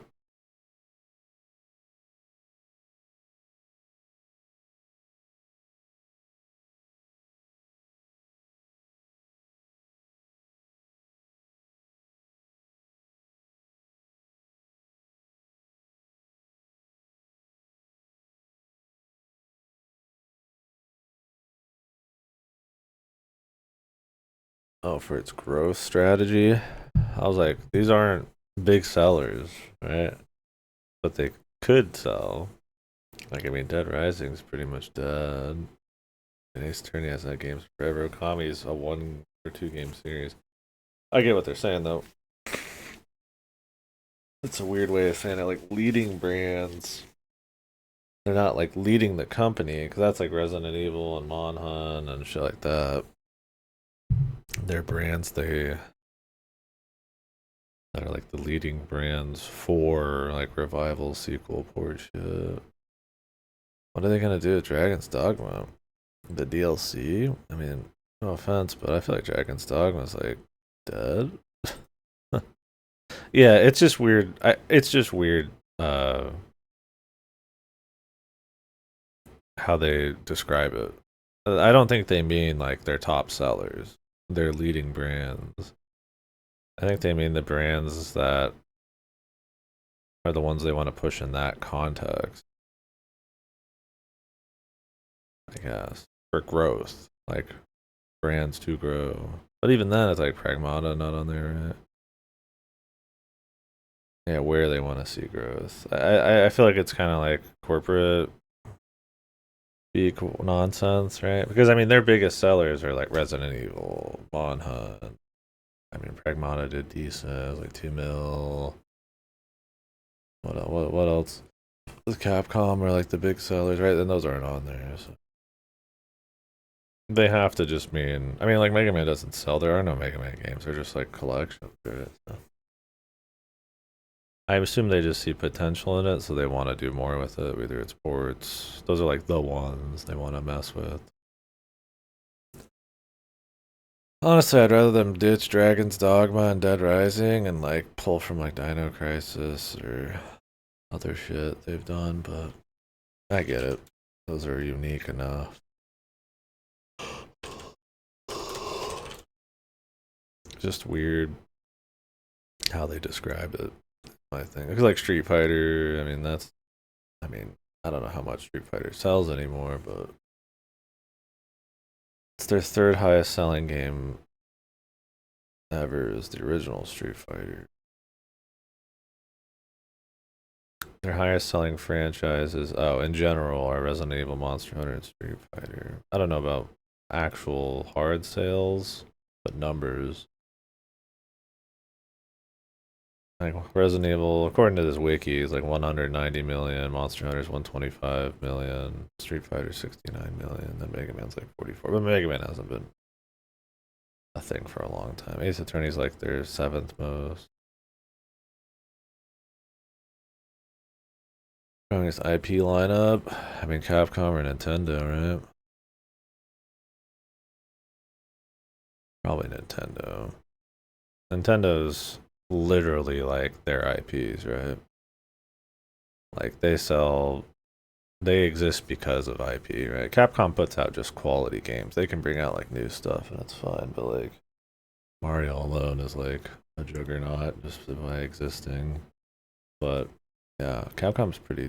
I mean, yeah, I would say Capcom. I mean, Square Enix, what, Dragon Quest, Final Fantasy.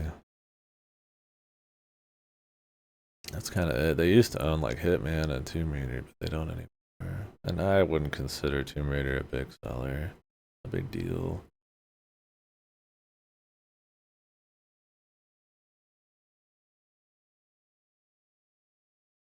Which sequel walks out alive? I mean, Alan Wake 2 is. It's a beast. I think it walks out of fight with 1,000 games at once. 1,000 Call the Elder Gods. Not to dunk on Elder Gods or anything, but yeah, it's just a different deal.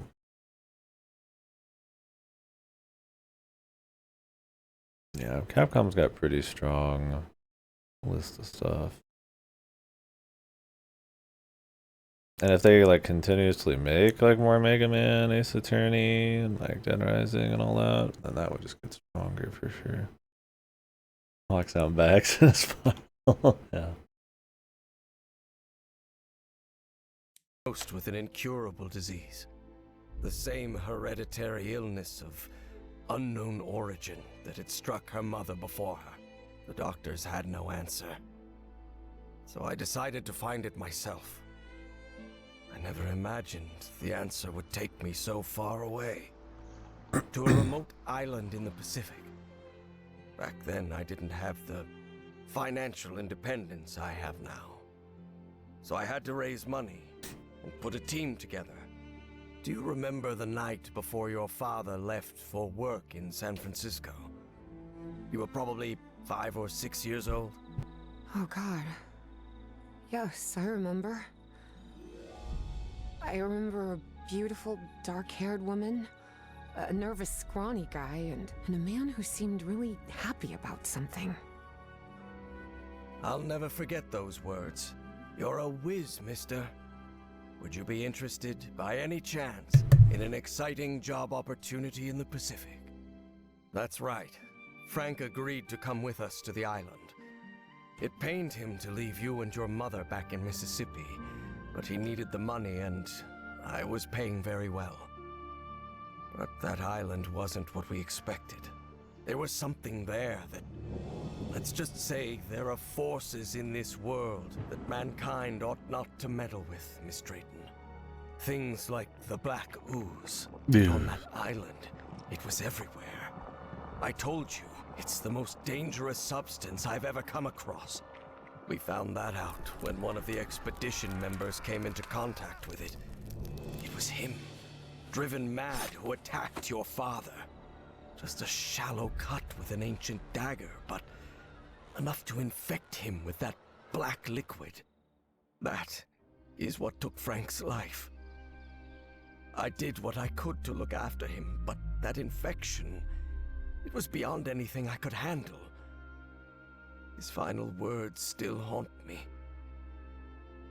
Harry, please look after my wife and my little girl. And that's what I've been trying to do all these years. Though evidently not as well as I might have done. Evie was speechless. She could not believe it. Take care of me? What are you talking about? I just met you a week ago. I've never had anyone except my mother. And the only help we ever got was from the insurance checks. What kind of help are you— There was no insurance, Evangeline. What? Harry decided that since he'd started telling the truth, he wouldn't stop halfway. I am the Hydrangea Foundation. Hydrangeas were just Nora's favorite flowers, that's all. And then Evie understood. She understood the strange and painful sacrifice that man had made. I wasn't the one who drove that dagger into your father, but I dragged him to that island and didn't listen when he told me we had to leave. Harry had spent a long time avoiding the truth of what had happened nearly 30 years before, on that island in the Pacific. But for the first time in ages, he was forced to face it. So yes, your father died because of me. I can't tell you how sorry I am. I won't be so foolish as to ask for your forgiveness. I know I have no right to it. I understand how you must feel now. I understand that you hate me.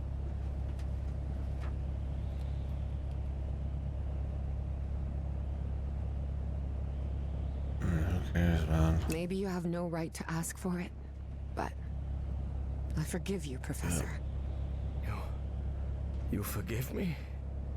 But why? Well, first of all, I'm a Christian. Chris. So I believe in Why is that forgiveness big and Chris? everything that comes with it. And second, because we all make mistakes, Professor. You've made plenty of them. Grave mistakes that came at a high price. But it's not up to me to judge you. Maybe you should forgive yourself, Professor.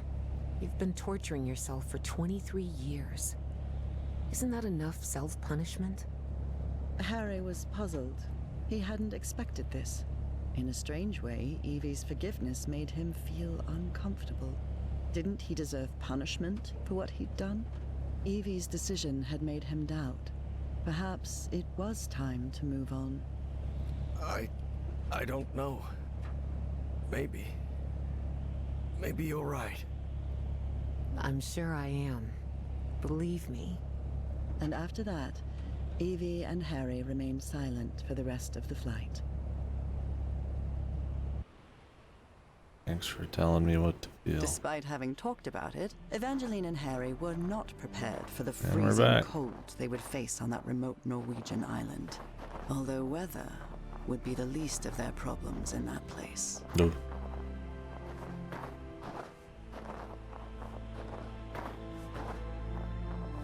God, this is unbearable. Professor, are you sure you're all right? You should have brought a couple more layers. Don't worry, Miss Drayton. I'll be fine. Harry hadn't always been like that. He used to like heat. But 3 months stranded on a Pacific island had changed his preferences. What we saw in Bowen's office, the Black Pharaoh, Azathoth, and all that, what do you think it means? Just the ramblings of a madman, I'm sure of it. I'm actually more worried about the other things. Spitsbergen, the statue, your memory loss, and your dreams about that creature. This sign. It's written in Norwegian. I guess we're close. Do you really believe The it's possible Norwegians to switch from minds? the thing. Honestly, Oh, we're Miss sliding Drayton, between our I have arms. no clue what we're dealing with. But whatever it is, we'd better stop Bowen as soon as possible. Triple A rock slide, baby.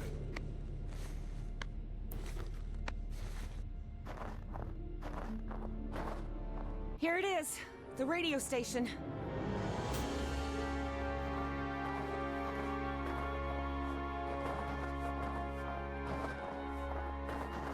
The storm is getting stronger.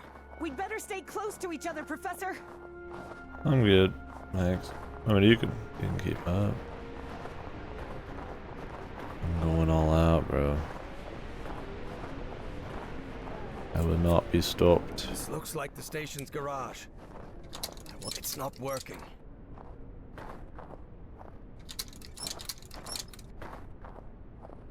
Why not? Oh. Jump scare.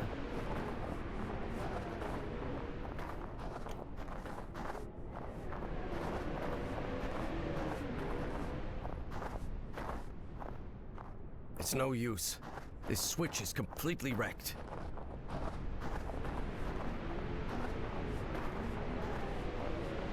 Nazis.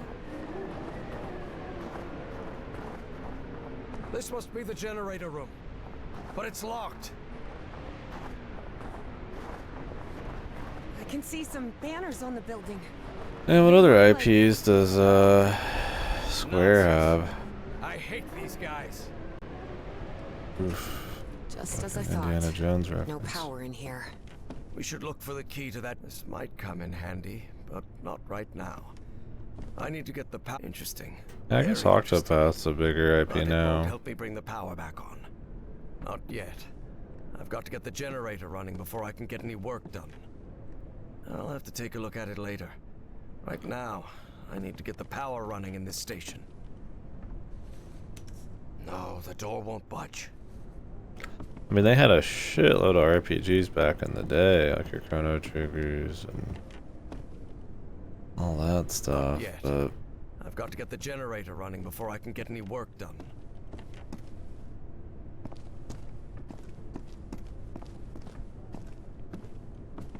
those are all pretty much This dormant. might come in handy, but not right now. I need to get the power on in here first.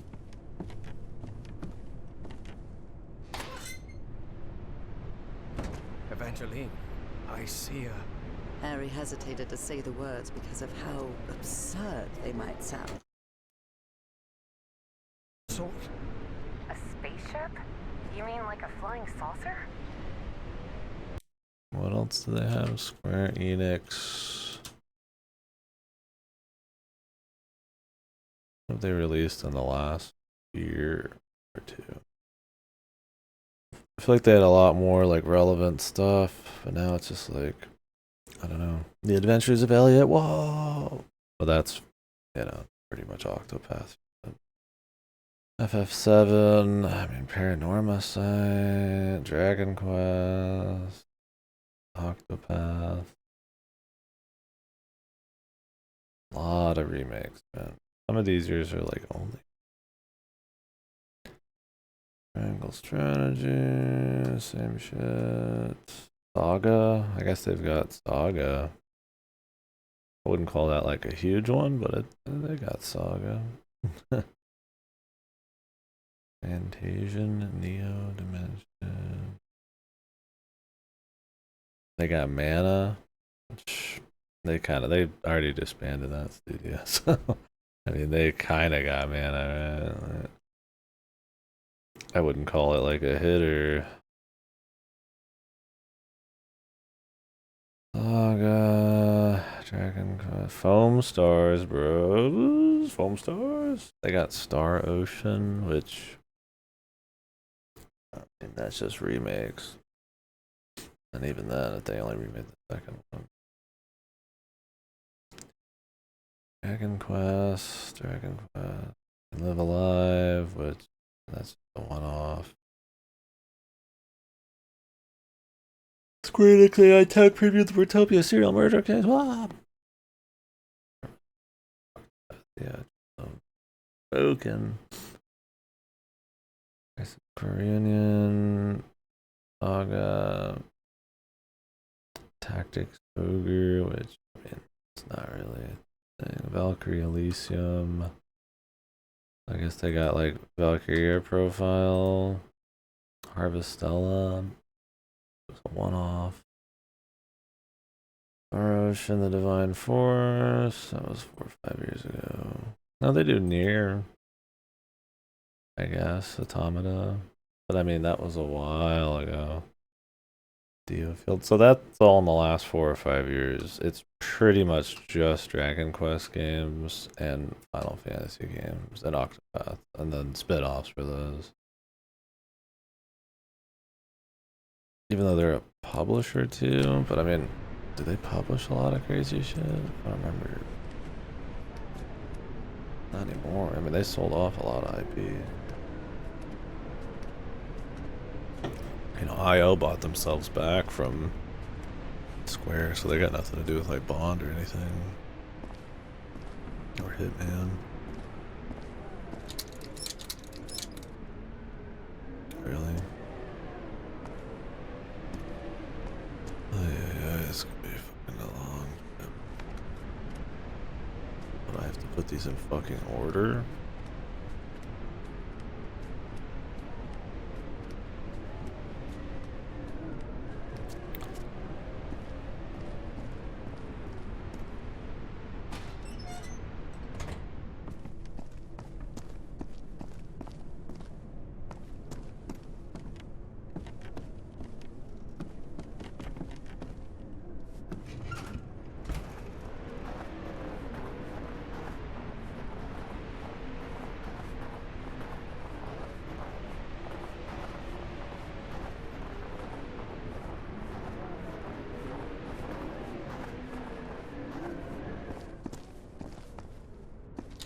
It's not working.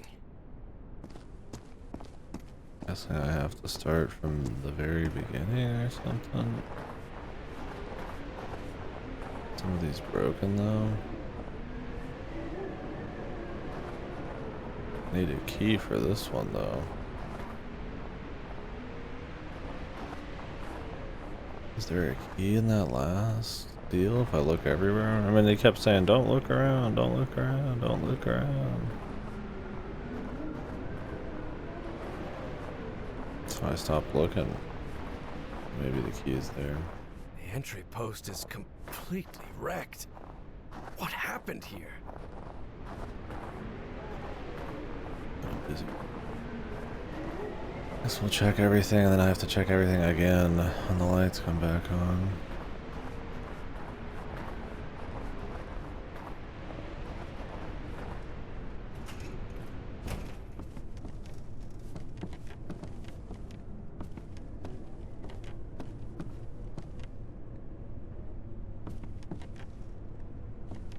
This machinery hasn't been used for years. It's junk. All of these rusty gadgets are useless.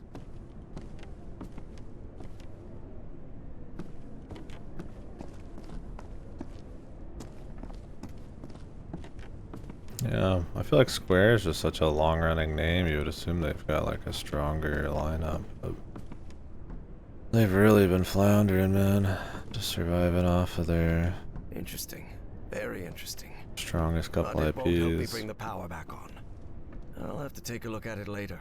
And I mean, Right Dragon now, Quest, I need to. Not yet. it's pretty big. I've got to get the generator running before I But can it's get any definitely more work of a done. Japanese thing.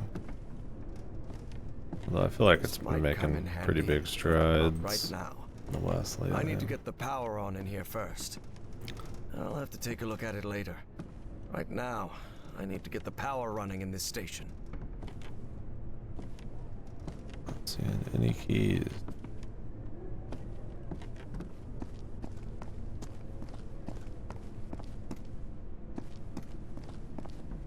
It was like up here.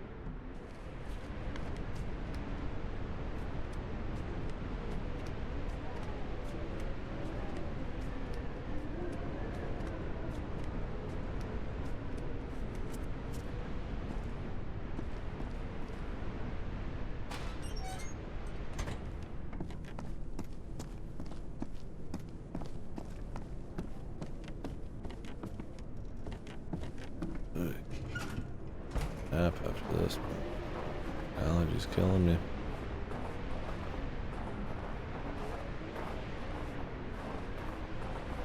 Luckily, I woke up a lot earlier today, but at what cost?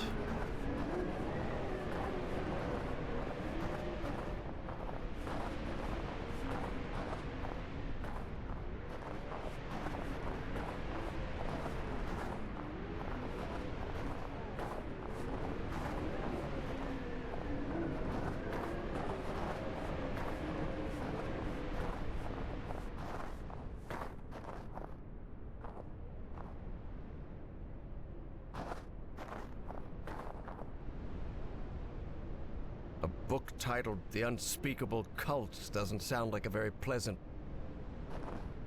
There are way too many beds for a simple radio station. That would back up what Bowen said. That this place was just a cover-up.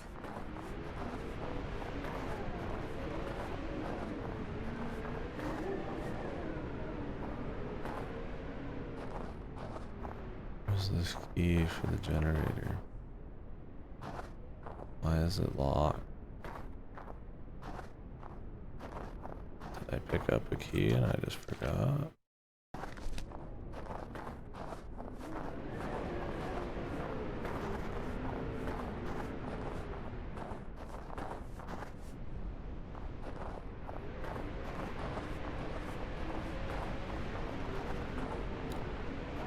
This must be the generator room, but it's locked.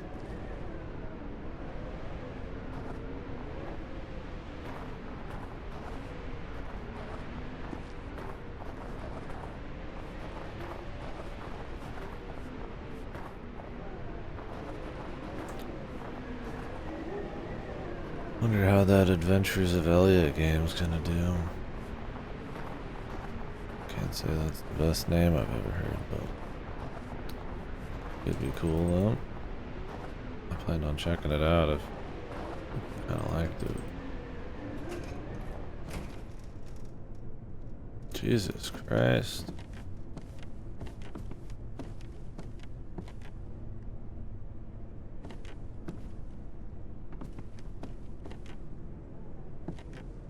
Not yet.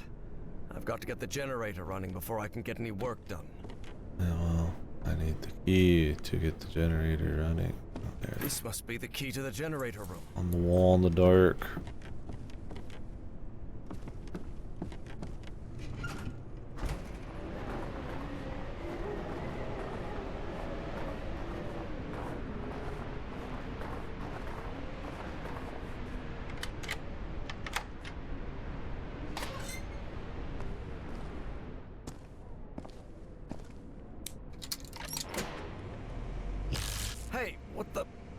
current must have caused a power surge in that distribution panel up there. Let me take a look. Maybe I can fix it. Oh yeah, dude. Yeah, I haven't seen any gameplay on it.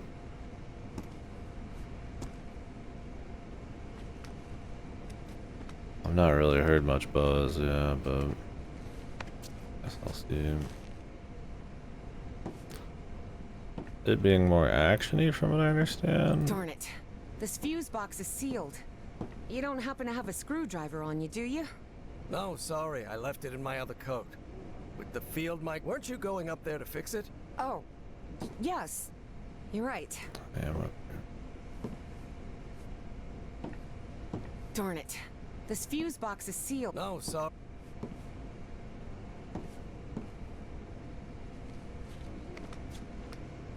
But my thing is like, if depending on if it's like partially the Octopath people, I'm like, they have like any action game experience.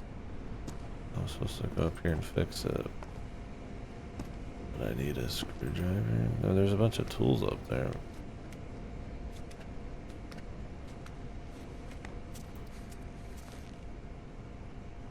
The deal. It's literally just full of tools. Perfect. Hidden This'll back. do. Yeah, okay. Not the chisel. He said it was fused. Figured just unzipping it and screwing it wouldn't be enough. An old fuse box. And it looks like it still works. Even after years under this weather. Never doubt German engineering. What's the problem? Well, the whole base runs on an interlock circuit. What does that mean? I know nothing of technical stuff and you know it. It means that for the power to reach the antenna, you'll have to manually turn on each switch in order. You mean I have to look for switches all over the base? That's right. I'll route the power from this fuse box and then you turn it on. Fine. Stay put. I'll get back to you. You're in charge now. Okay, I'll take some swapping. Swapping? Wapping?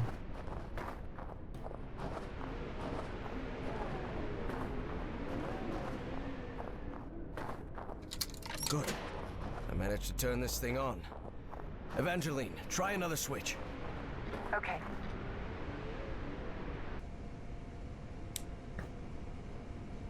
Well, to you now, Professor.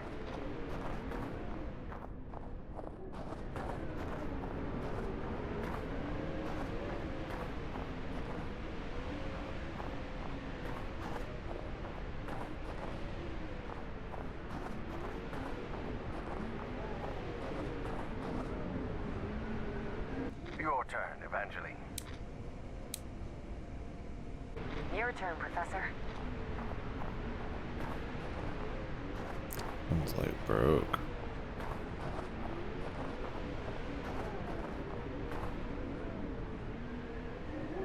Please, by all means.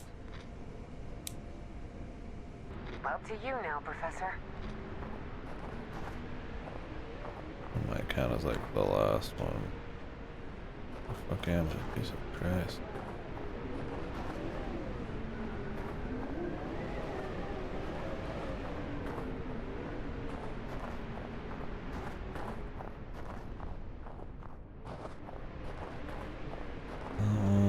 This one, way out there. Yeah, I mean, I'm not too keen on it. Oh, there's one way out here. See, I'm pretty jam-packed on stuff, so.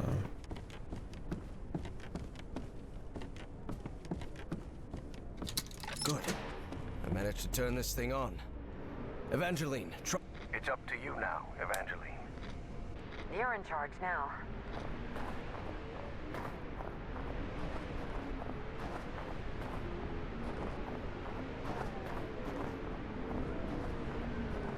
Why does they say anything? Gotta have dialogue. Good. I managed to turn this thing on. Please, by all means. Well, to you now, Professor.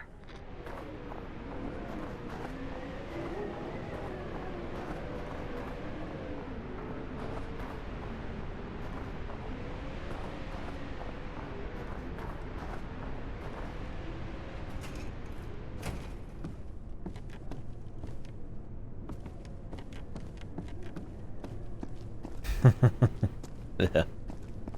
I'm actually fucking falling asleep a bit. I mean, part of it's the gameplay's pretty raw right now, but part of it's I'm like relaxing and the food's hitting me and all that. But yeah, I would definitely say today's parts have been a little more dry than yesterday's parts. Didn't help that the first puzzle was kind of just your turn, Satoru. They don't go out too often in that. Yeah. It's fine.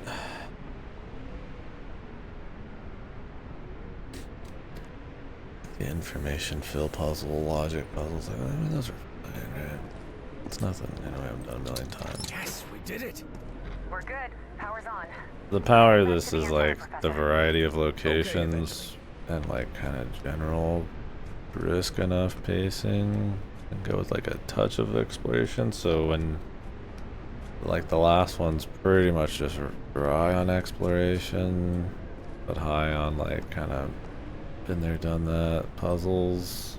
And then this one's kind of like backtrack heavy with Wasn't expecting to see even one an of ounce these. of like pixel hunts. It's What are you like, talking about?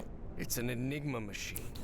A message encryption device Turn on the the Nazis generator. used to encode top secret I'm an messages. engineer and I must fix the place. All Possibly this know that. spooky bump in the night creatures I- come at me. Worked in intelligence during World War II.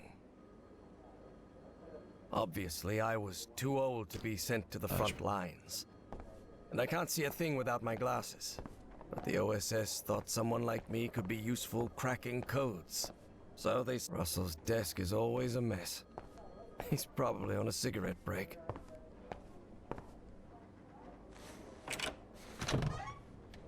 Yeah, setting up generators and... I mean, this game's not even horror, but like in general, yeah. It's just always the power back on. Instead of like, where you just go flip it real quick. Instead of like actually putting stuff together, getting the right parts. I mean, in general, fixing random things. I get it in like space station horror. It's a reason to have to go everywhere to get things working and to block off areas, you know, behind it. It's a very useful narrative tool. But that doesn't make it any less tired. I was thinking about Dead Space 3 yesterday because I was uploading the VODs. I've seen people talk about it and stuff. Man, that game is such a blur. Even when you're playing it, it's a blur. With the same 4 rooms and hallways. It's just kind of a baffling game. I'm like, how the hell did this happen? Ah, the set of components that makes Enigma...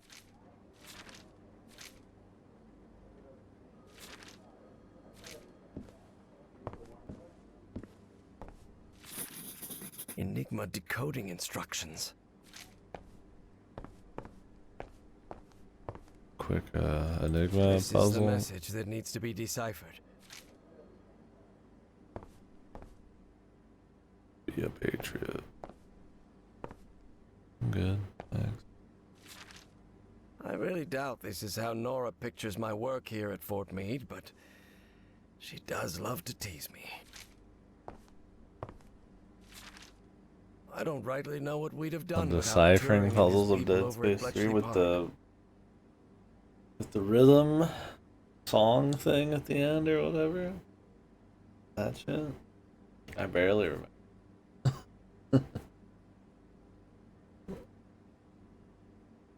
Remember when that game you were like, damn, it's about over, and then it has like 10 hours more of like running through those fucking Arctic hallways doing the fucking echo bullshit. Yeah, I mean that whole game is like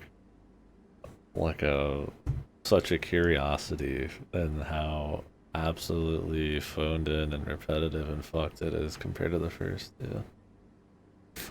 Like it's not even just a change in tone, which that also sucks, or like a, you know, change in like gameplay focus into more action. It's just like the level of polish and effort, like care, and even just like basic structure, right? I mean, at least the first two, like, tried having, like, a world that was connected, where unique things would happen, and there was, like, you know, anything going on there. Like, 3 has its gimmicks that are cute, like the weapon.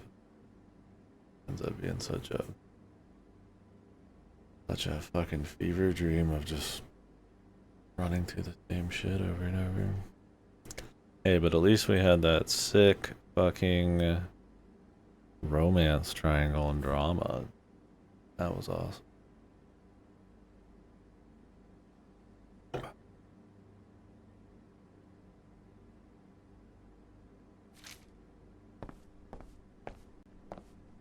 This is really the most you could think up.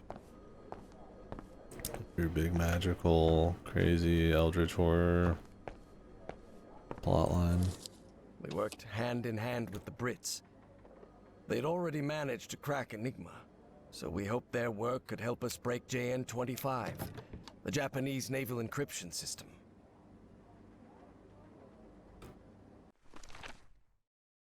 Yeah. Trauma center's taking a break. And this one I figured we'd be about done.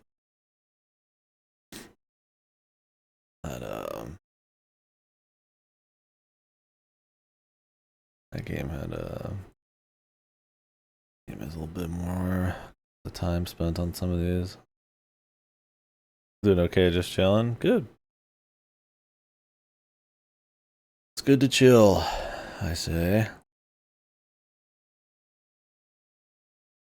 Is Dishonored just a Bioshock in a trench coat?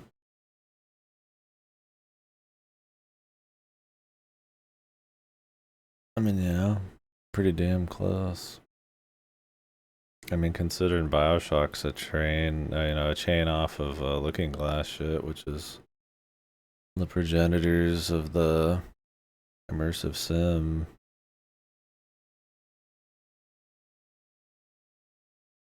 And Dishonored's pretty much just going for raw immersive sim shit. I don't remember if the Dishonored studio has people from those.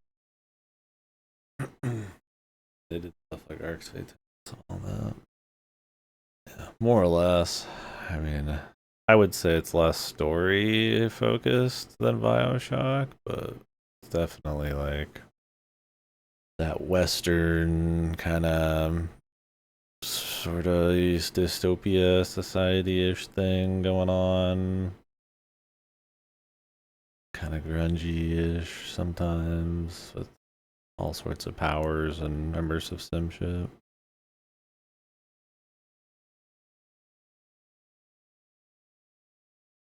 Yeah. Yeah, 360 era definitely is a big part of it. Yeah, it's Dishonored, and then it opens the trench coat, and it's Bioshock. Then it opens the trench coat, and it's System Shock. Then it opens the trench coat, and it's Ultima Underworld.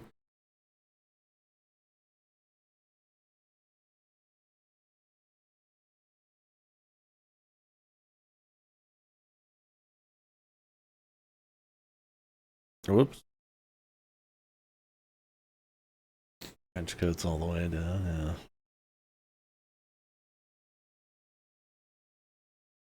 Although I guess like Dishonored more. Yeah, I would say Dishonored's more Bioshock-ish, System Shock-ish than it is like Deus Ex. Deus Ex gives you even more freedom and more narrative freedom too. Dishonored's pretty hard focused on just the gameplay parts, like the raw combat. What is double-edged exospine though? Like a debuff?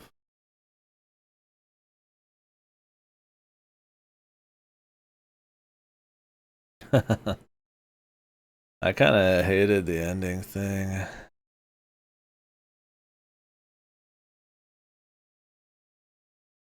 Because I thought that not killing in Dishonored 1 was just like way less fun than stealth killing. Because they didn't have as much cool gadgets. Like there's way more cool kill gadgets than there is non-kill ones, but then you know, your ending changes. Yeah,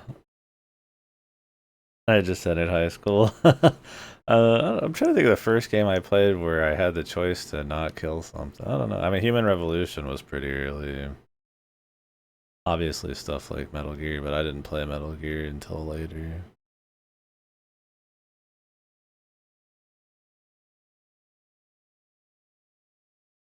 Yeah, I mean, worst best. It kind of just depends on what you're into. I mean, definitely more dark.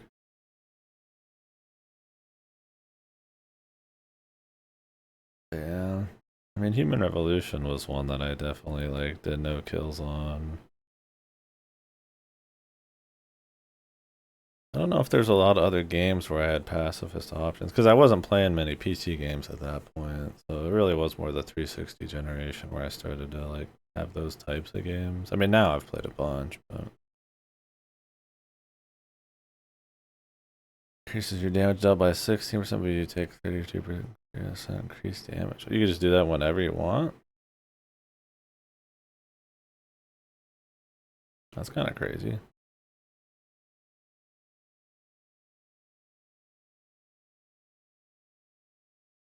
Oh no, I think the original Deus Ex is like a god game, and it still's got some of like the best like open level design, like approach it how you want, and MSIM shit. Human Revolution doesn't stand a can, it doesn't hold a candle. They were still fun and aesthetic and cool to be in atmospherically. I don't remember the story strongly, especially Mankind Divided, but yeah, that's another problem. I mean, they stand just fine. Well, okay, the first one stands fine on its own. Mankind Divided definitely leaves off for more. Human Revolution's still worth giving a go. But yeah. I mean, you want to play the original Deus Ex. I don't know about Invisible War. I never played that shit. Original Deus Ex still really holds up once you kind of get through Liberty Island and figure out like what kind of build you want to go for. Because you start out with pretty much the inability to fucking shoot. So if you want to shoot, you kind of have to work it.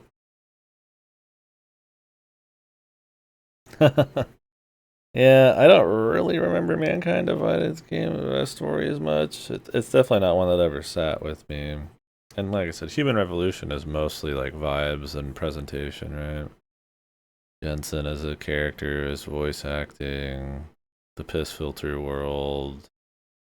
That it was a relatively high budget, AAA kind of cyberpunk world was kind of unique. And then that it did attempt to like let you, you know, especially in the 360 dude bro era, have like a you know, a level of like stealth versus combat versus whatever you wanted type of gameplay, right? Like you had stuff like that where they'd mix them, of course, right? Since forever, you know, your Batmans and even older shit. Young and Evil's Zelda even has a little stealth, right? But you know, it was more MSIMmy on a console was kind of rare, and like Dishonored on a console is kind of rough, in my opinion. It's one of the reasons I probably didn't like him as much than if I played him on PC because there's a lot more like high skill first person shooter type of shit.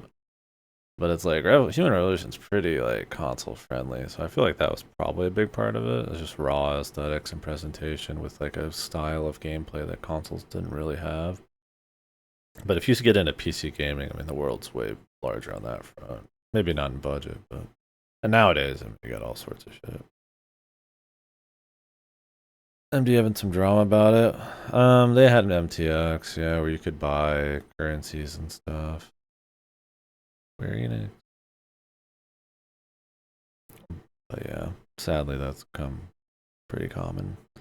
It wasn't like grindy in game or anything because of it, but that it had it at all was drama. Also, there was a lot of pre-order bonuses. A lot of pre-order bonus. Augment your fucking pre-order, bros. You don't remember that?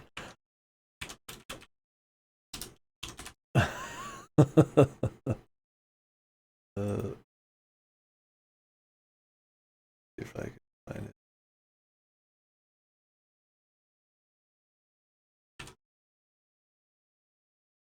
This was before nowadays where this is like normal.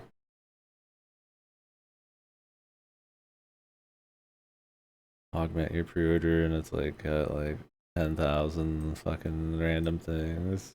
10 years. It's been 10 years, bros. Help me.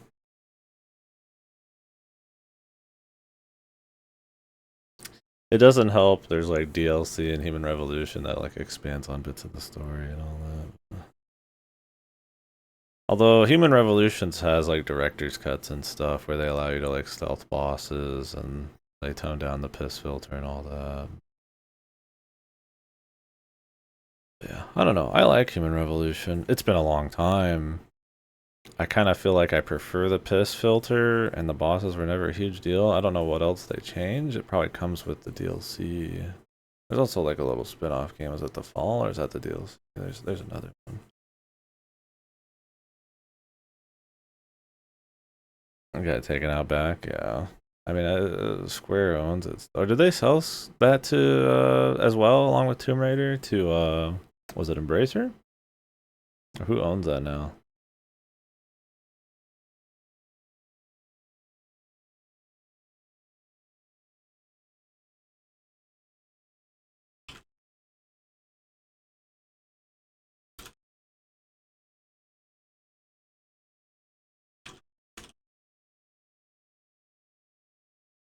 Was it Missing Link? Yeah. There was The Fall and there's like Missing Link and all that shit.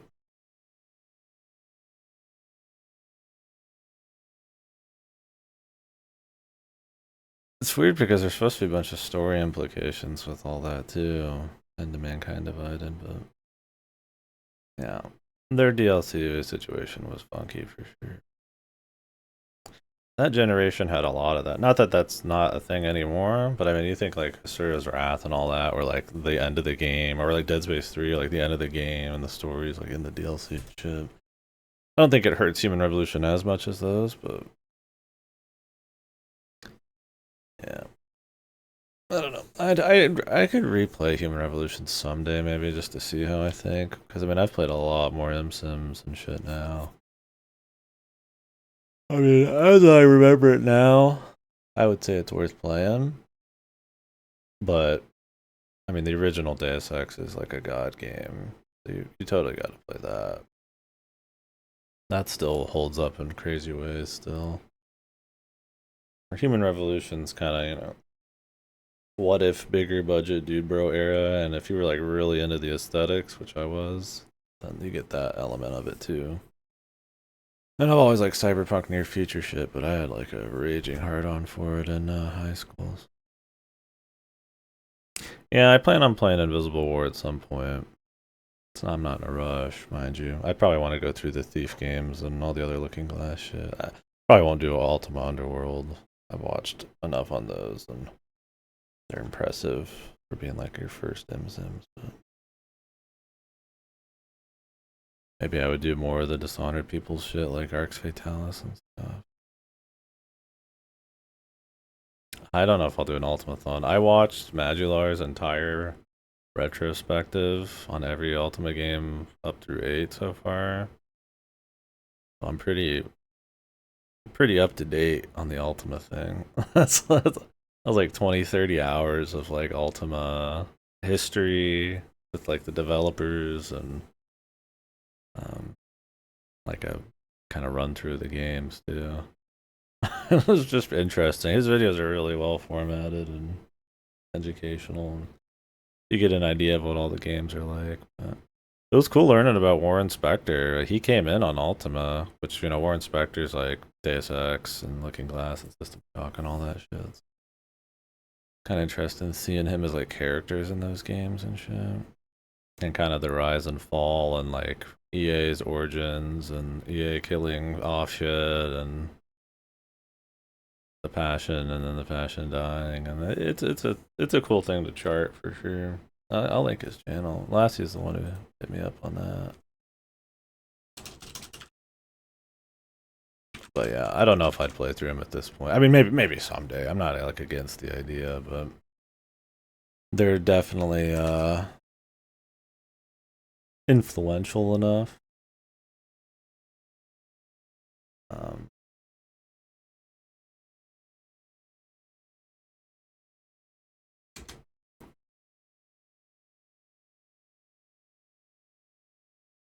maybe not 30 hours. How many hours is this? 1, 2, 3, 7, 9.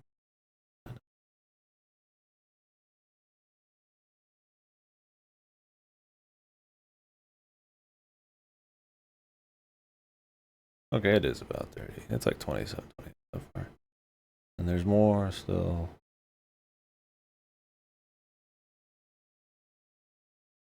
Would recommend them. They're cool.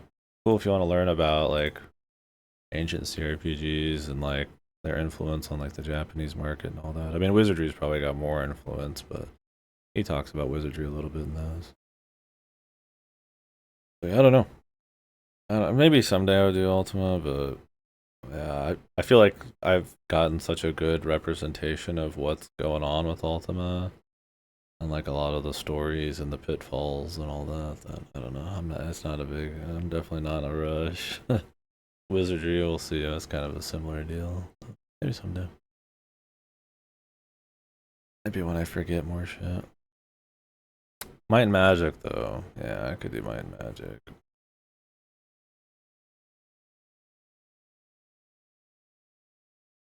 What did they just release recently? Was it a Might and Magic game in like early access, or is it something else? Yeah, here's a Might and Magic Olden Era. Didn't this actually pop off for people?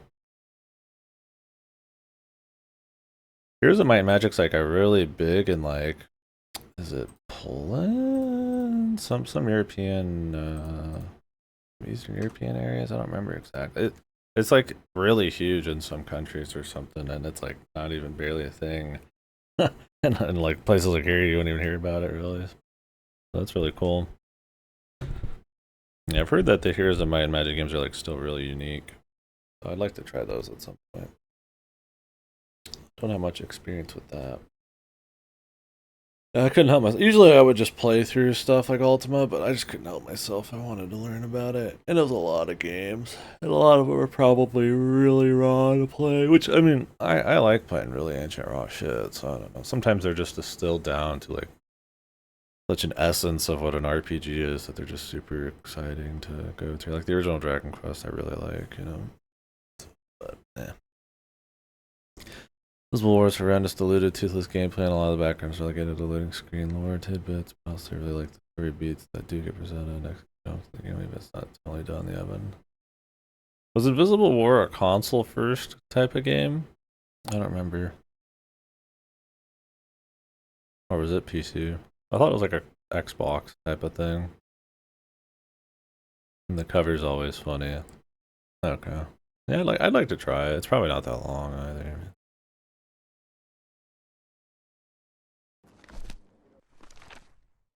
What am I doing here?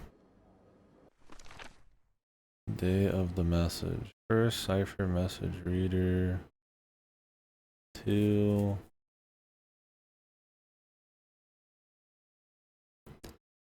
312.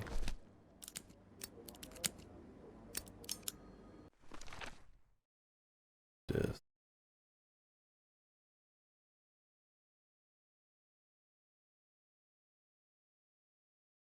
$13. The dial. Oh, you do 3, 1, 2. 23. 111.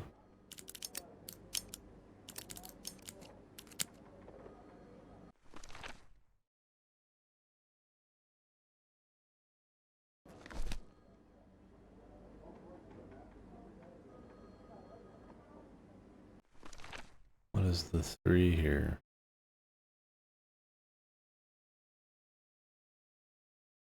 The main dial.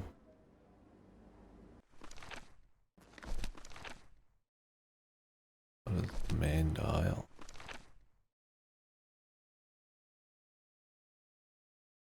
Oh, just in general. Interchangeable rotor. Where are the? here. And 4 is the front cover, which we've already done. And the cable pairing, DI and UM. That guy. Let me do this so that we can walk.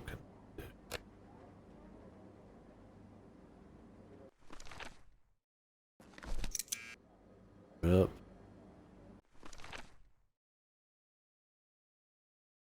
Three, 1, 11. 3, 23. 1, 1, 11. Code FHP. Oh, I put it code.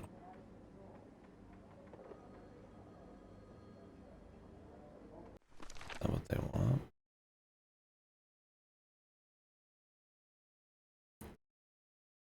How do I put in the FHP?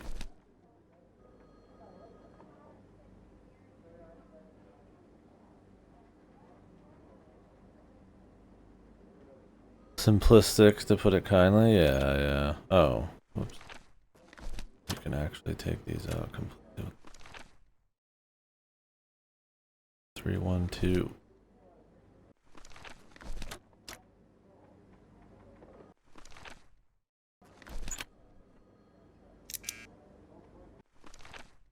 Three, 1, 2. 1, 11, 23. Maybe now I need to do 1, 11, 23 instead of aligning them.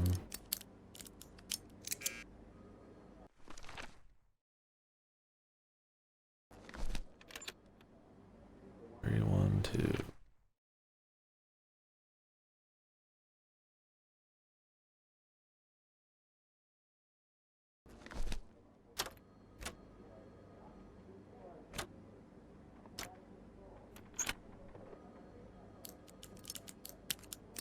Unless they want it this way, and then I swap them.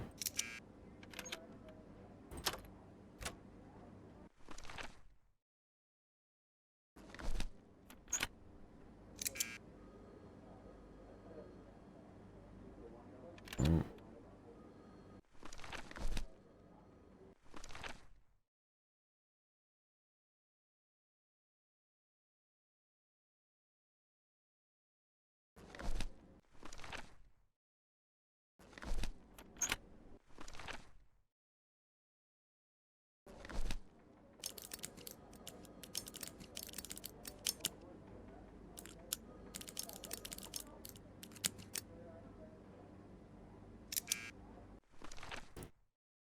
FHP, first 3 letters of the encrypted message.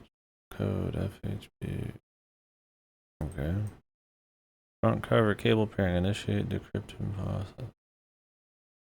Plugs, DIUM.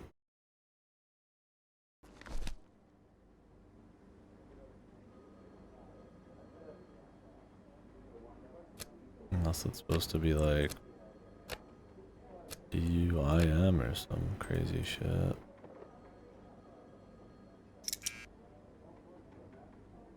What are they going for here, man?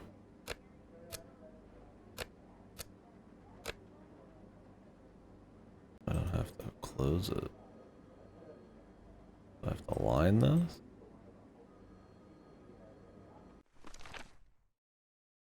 Oh, do I have to figure it out from this? GMR? Is that what's going on?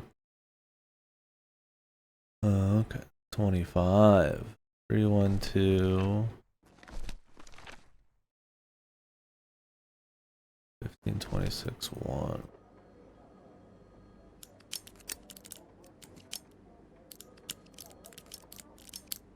I thought they were just pretty much telling me what it was.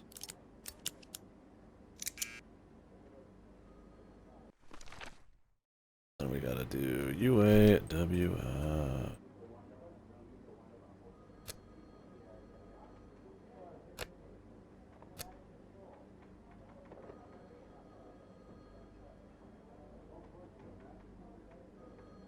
F E.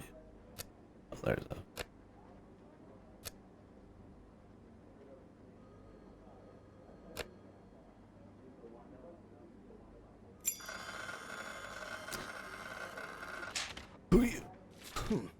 They were Excellent. showing me an example. I think I solved it. Thought they were Maybe we pointing can to it. use their deconstruction process and adapt it to crack the Japanese ciphers. Unfortunately, working for the government also means working for the occasional undesirable individual.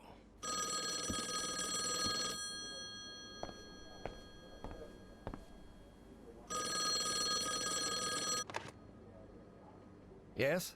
Professor, this is Caleb Bowen speaking. Bowen? It's been weeks since the British handed over everything they had on Enigma. Do you know yet if that encryption model will help us decode JN-25?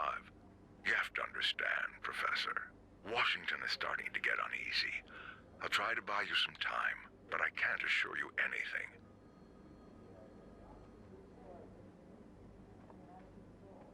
There are similarities between both encryption systems, but they're not identical. The Japanese use additive methods, as we've seen in earlier When do models. you think it will be ready? Cryptography is not an exact science, Bowen. We're making progress, that's all. Very well. I'll report that to Washington. Professor, hear me out on this. You're doing an excellent job. But please understand Listen, that... Bowen. The only reason I'm doing this is for my country. And one thing's clear to me. The less we deal with each other, the better. So frankly, don't bother trying to butter me up.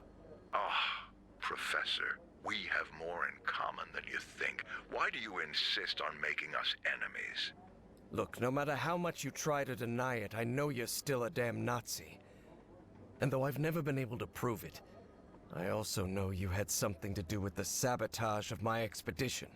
Not at all, Professor. You refused our funding, and that was the end of it. Right. And you had no prior connection to Miss Cassandra Dexter Ward, is that correct? As I've already told you 1,000 times, I met Miss Ward when she came to our society with you, asking for money. So, it was all just a coincidence, right? Of course. Coincidences do happen, Professor. Listen to me, you disgusting little man. I have things to attend to.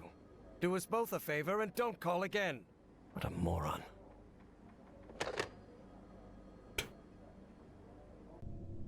Didn't know that guy was the bad guy. Our dude would sound like a fucking huge asshole.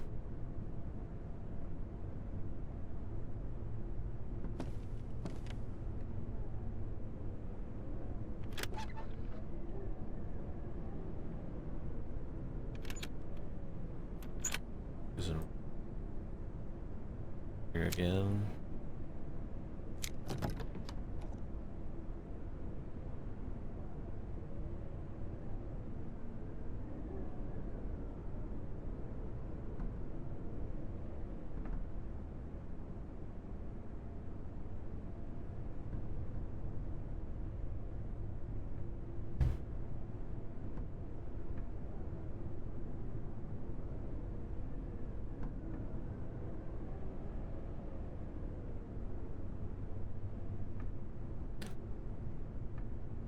Yeah.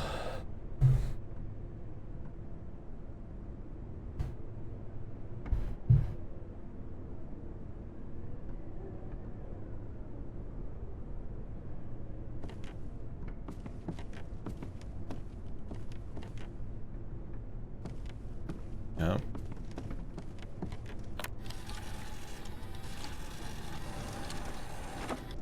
This encrypted message.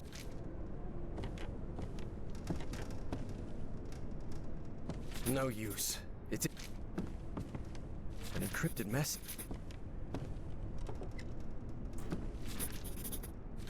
Run through all these, man. That'd be some interesting shit.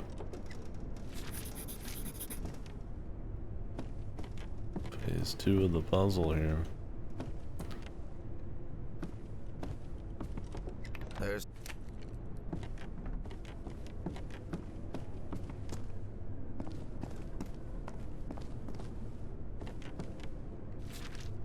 What on earth were they doing in this place?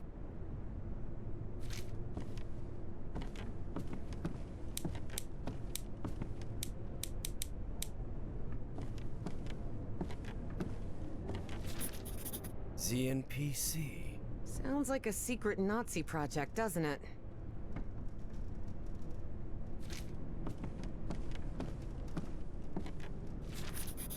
Boy, this radio station gets creepier every minute. Yes, I can feel a shiver down. Operation Weserübung. The Nazi occupation of Northern Europe.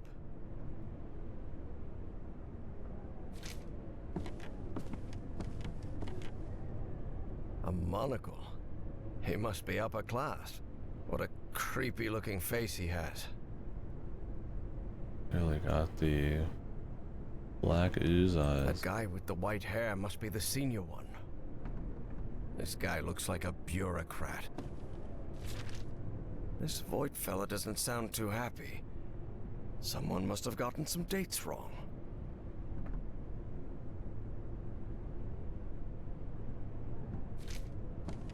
Looks like a workers' registry from 1943. It's the Dienstausweis of an SS Oberstgruppenführer. Some Otto Adler. English, please? Oh, sorry, it's the ID of a Nazi general.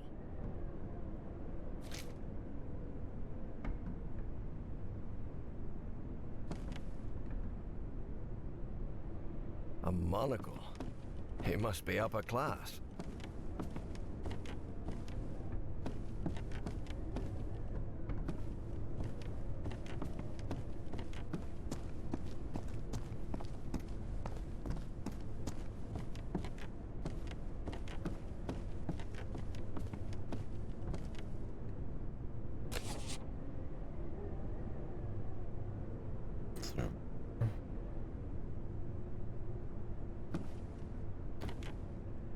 More hiding around, or is the 3 up? Guess we could just go ahead and decipher them and then rock it.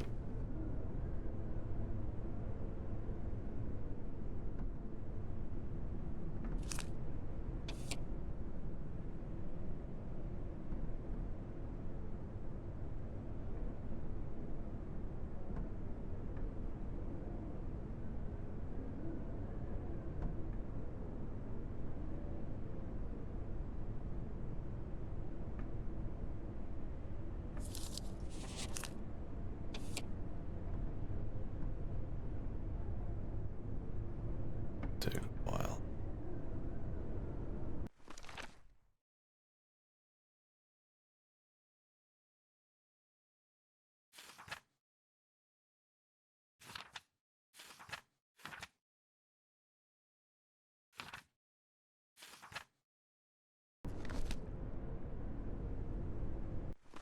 Know when these are.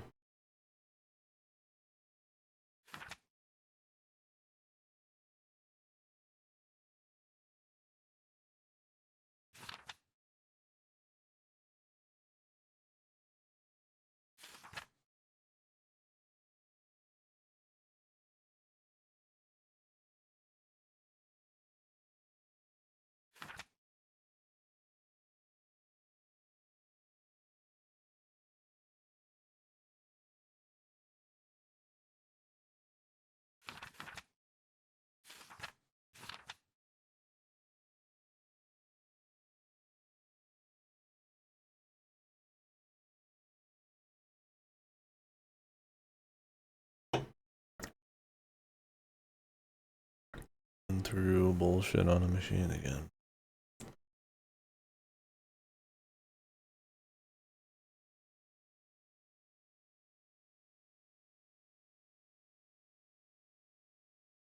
Auto dies on January 26th. Okay. And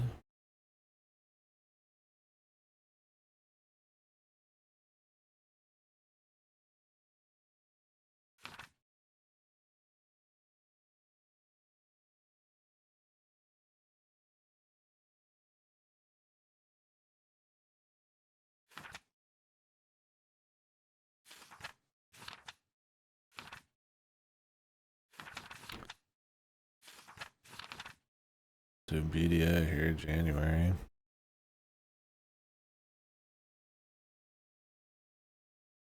all that's at the start of this. 3, 2, 1. As long as you got that, it's not a big deal what you do. The problem is if you don't have that, you have to have the day. Which we'll be able to figure out just fine. 19. Let's see what we get from these first. Guessing the important one's the dodged one.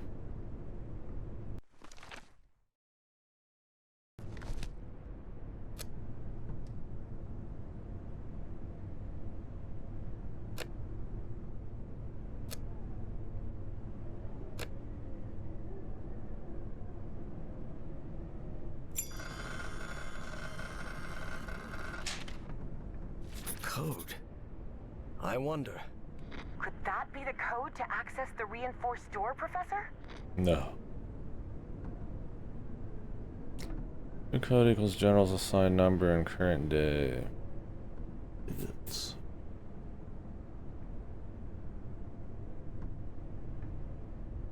the current commanding general may initiate the code change if unavailable. The previous commander's authorized.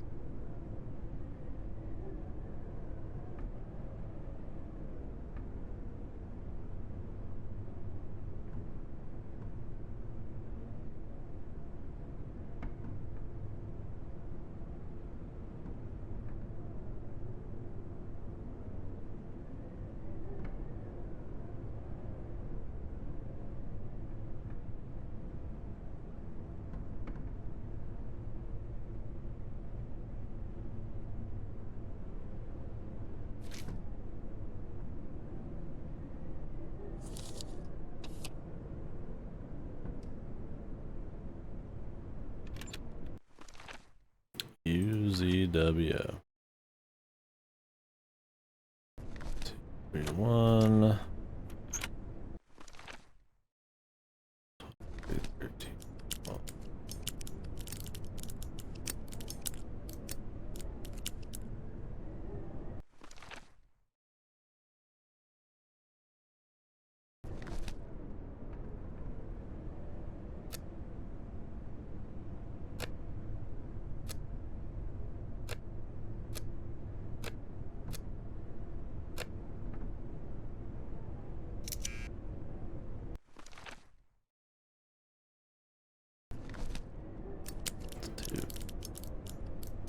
not 12, bro.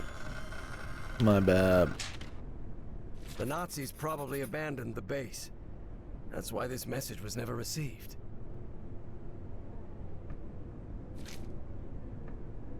Okay.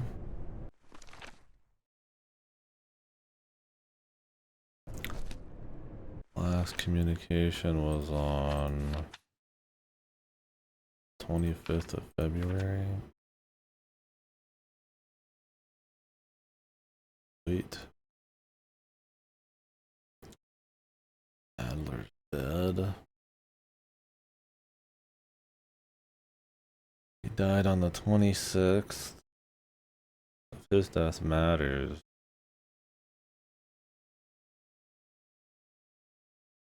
Then wouldn't it be Hohenberg who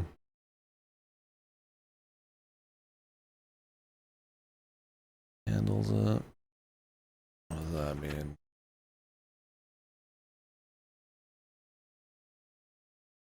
What is Hohenberg's assigned numbers?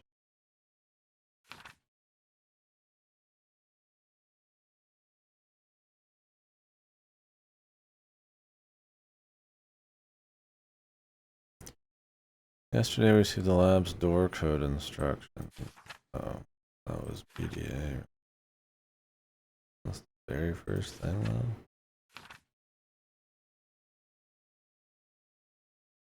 So tomorrow's SSW.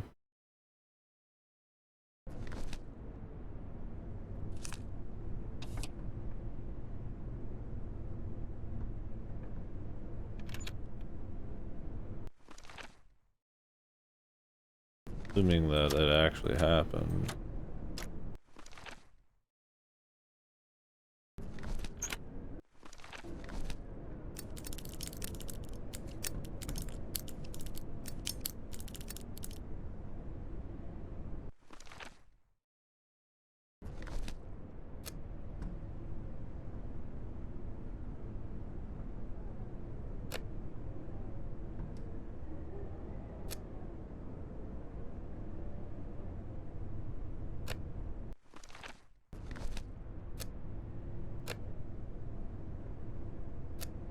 Oof. Jeez. Didn't know they made them like that. Yeah. That's that or my calf is where I've gotten cramps generally.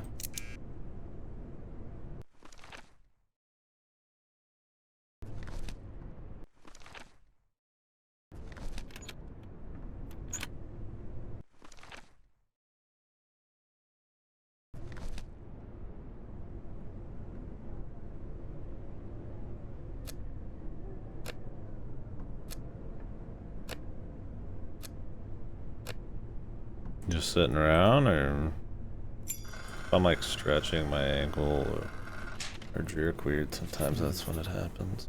German names with numbers assigned. 95 is what we're at.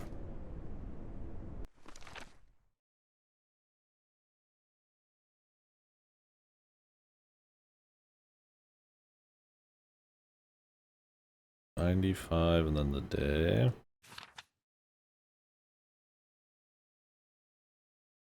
Last communication was the 25th. I guess it's just frozen in time. 25, 95, 95, 25.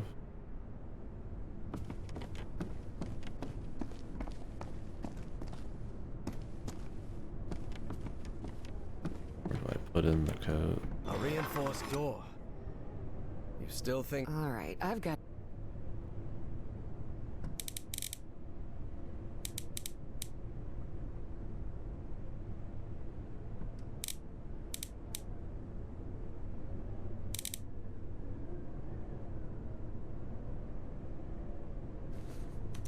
No, the door won't budge. Flex or stretch? Oh shit. Got destroyed.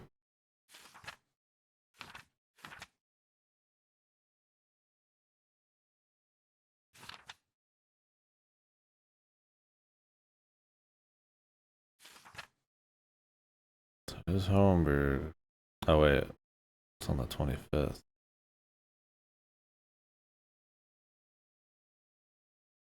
Oh wait, does this mean it never changed? What is the circle? Oh, it changes every 10 days. So it's the 19th.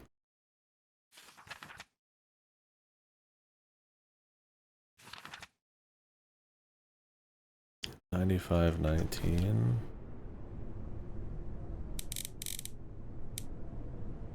I need to do some stretching.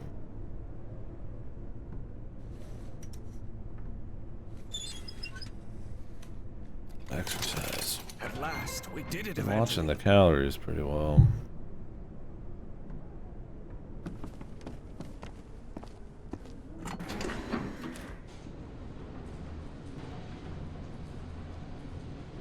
So I need to get on the station is physical just a side of cover-up. things. But I wonder what for. Whatever it is, we're going to find out. And soon.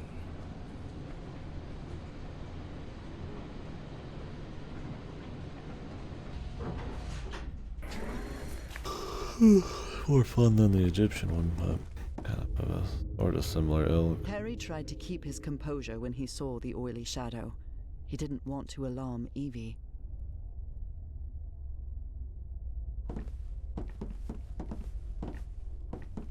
What does this mean? Let us out. They locked their own people in here. How could they? They're Nazis, Evangeline. They're not exactly the good guys. Look at those barricades. What on God's green earth happened here? I don't know, but we'd better be careful.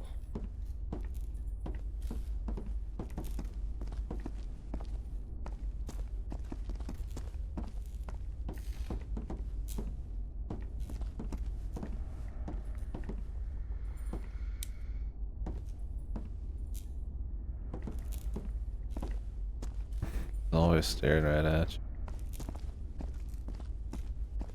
Quit looking at me.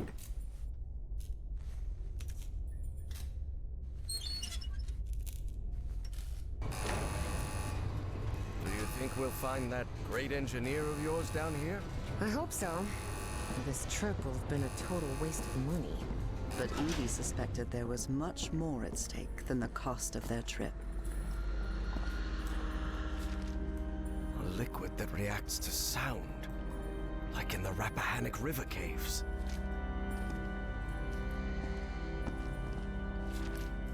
It references a creature.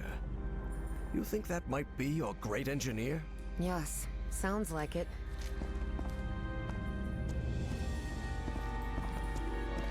Harry held his breath. The black shadows were back again. But then... What the hell is that thing? You can see that too? That sort of cloud of black smoke? Of course. It looks alive. Offices, control room, Kronos lab. That must be it. We have to go through to the other side. Well, it seems there's no other choice. Which of I'll us... go this time, and I'm not going to allow any argument about it. Because despite how I look, I'm not 80 yet, Harry thought to himself. Do you want to go down then? Go ahead, lower me down. All right. Be very careful down there, Professor.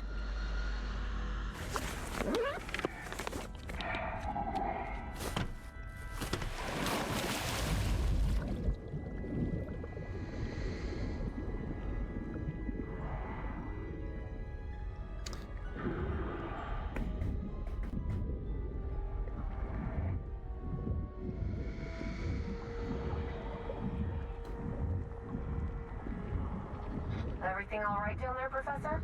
So far, so good. Oh, it's very dark in here. And I think I know why this place is flooded.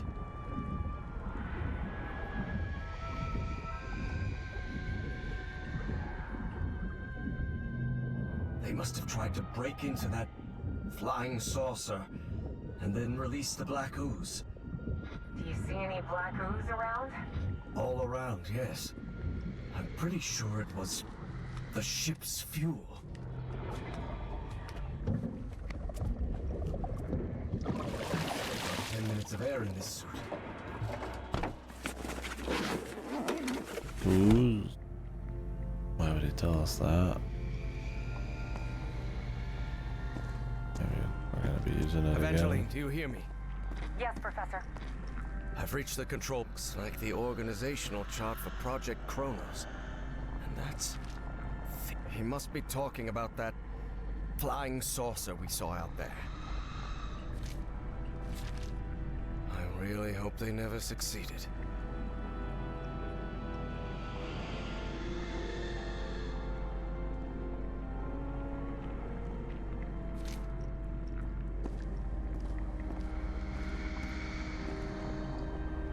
Evangeline, there's a panel here. Maybe it'll open those doors.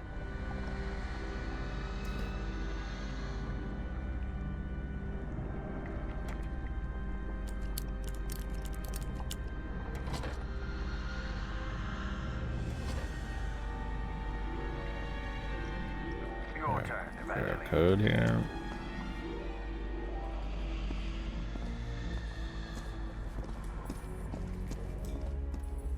Above the door.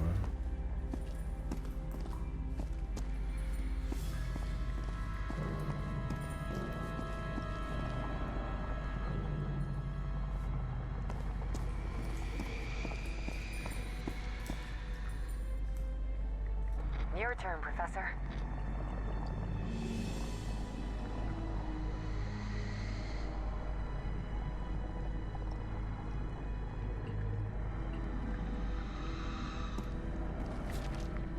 So that thing is not only alive, but it's also aggressive. Open the door on her on accident. Okay.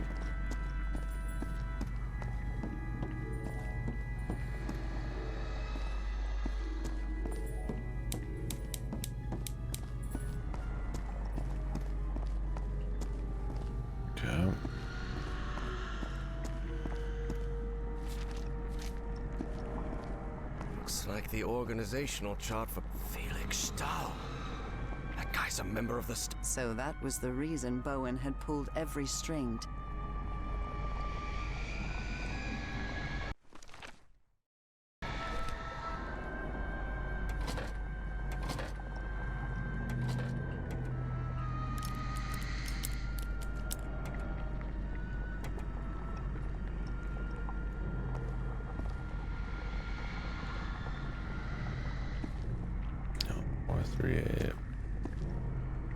That's the only door I can see, man.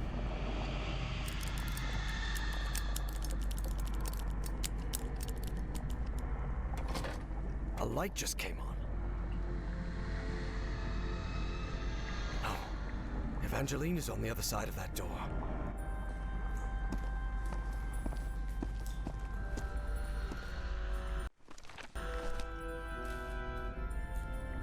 You're in charge now.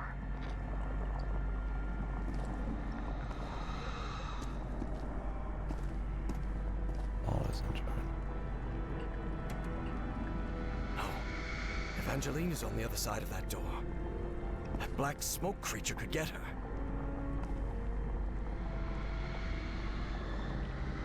It's up to you now, Evangeline. Any other angles you can see?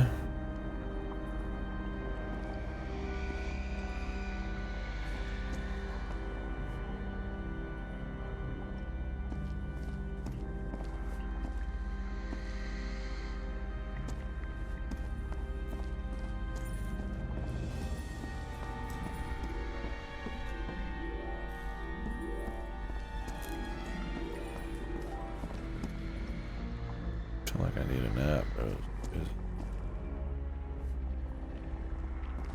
I'm fucking dead.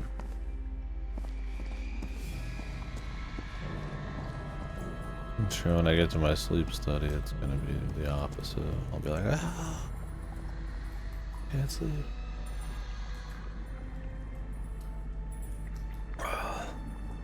I can't crack a single line.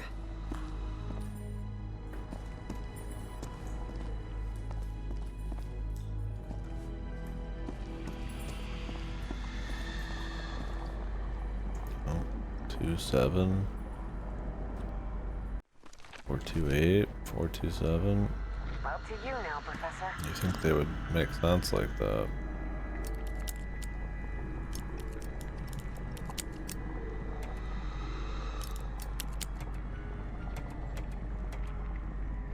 I guess I could try everything. All right, that's on.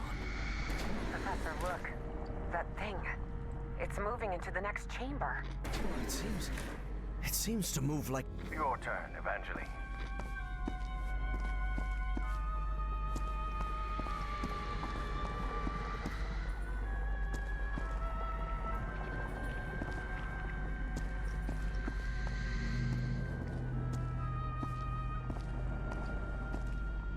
Don't touch the black ooze, unless we walk all over him. Excuse me, the black ooze.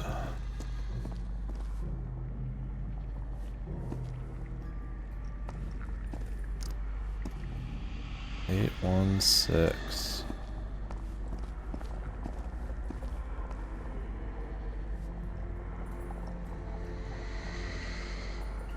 Your turn, Professor.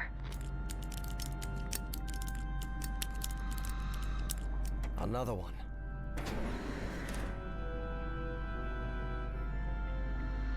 Please, by all means.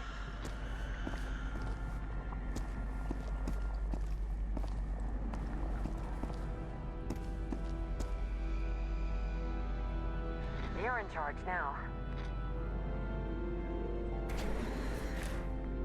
It's up to you now, Evangeline.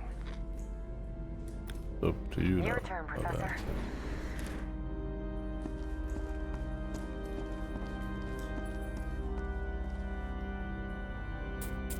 Up to you now, Professor.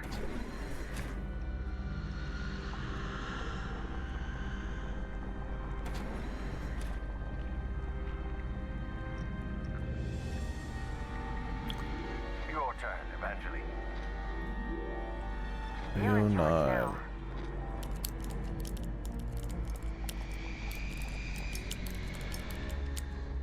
Good. Please, by all means.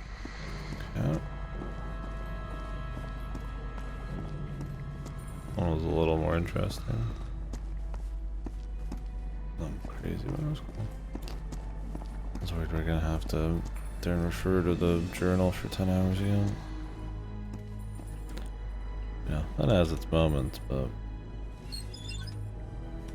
I opened this door for you, Professor. You can leave the control panel.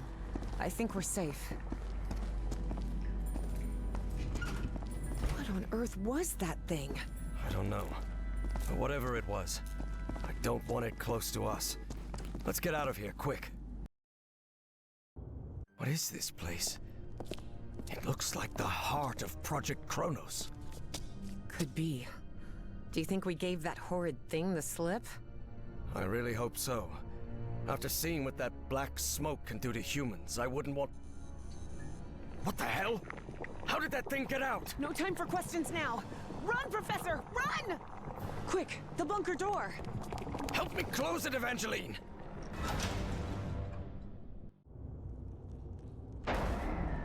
Damn it! That was close.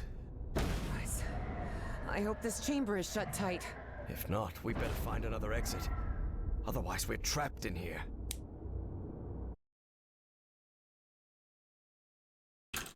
What's that, guys? Oh, man. I'm like that. I mean, the game's fine. I'm not like, trying to dog on the game too much or anything.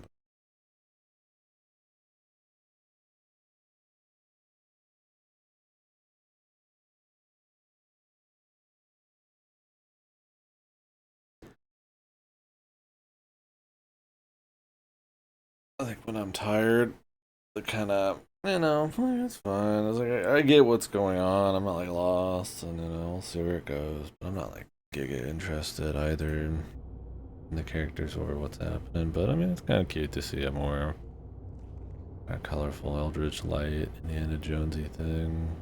Yeah, what's up, Rocky? I don't know why my shit isn't working still, but.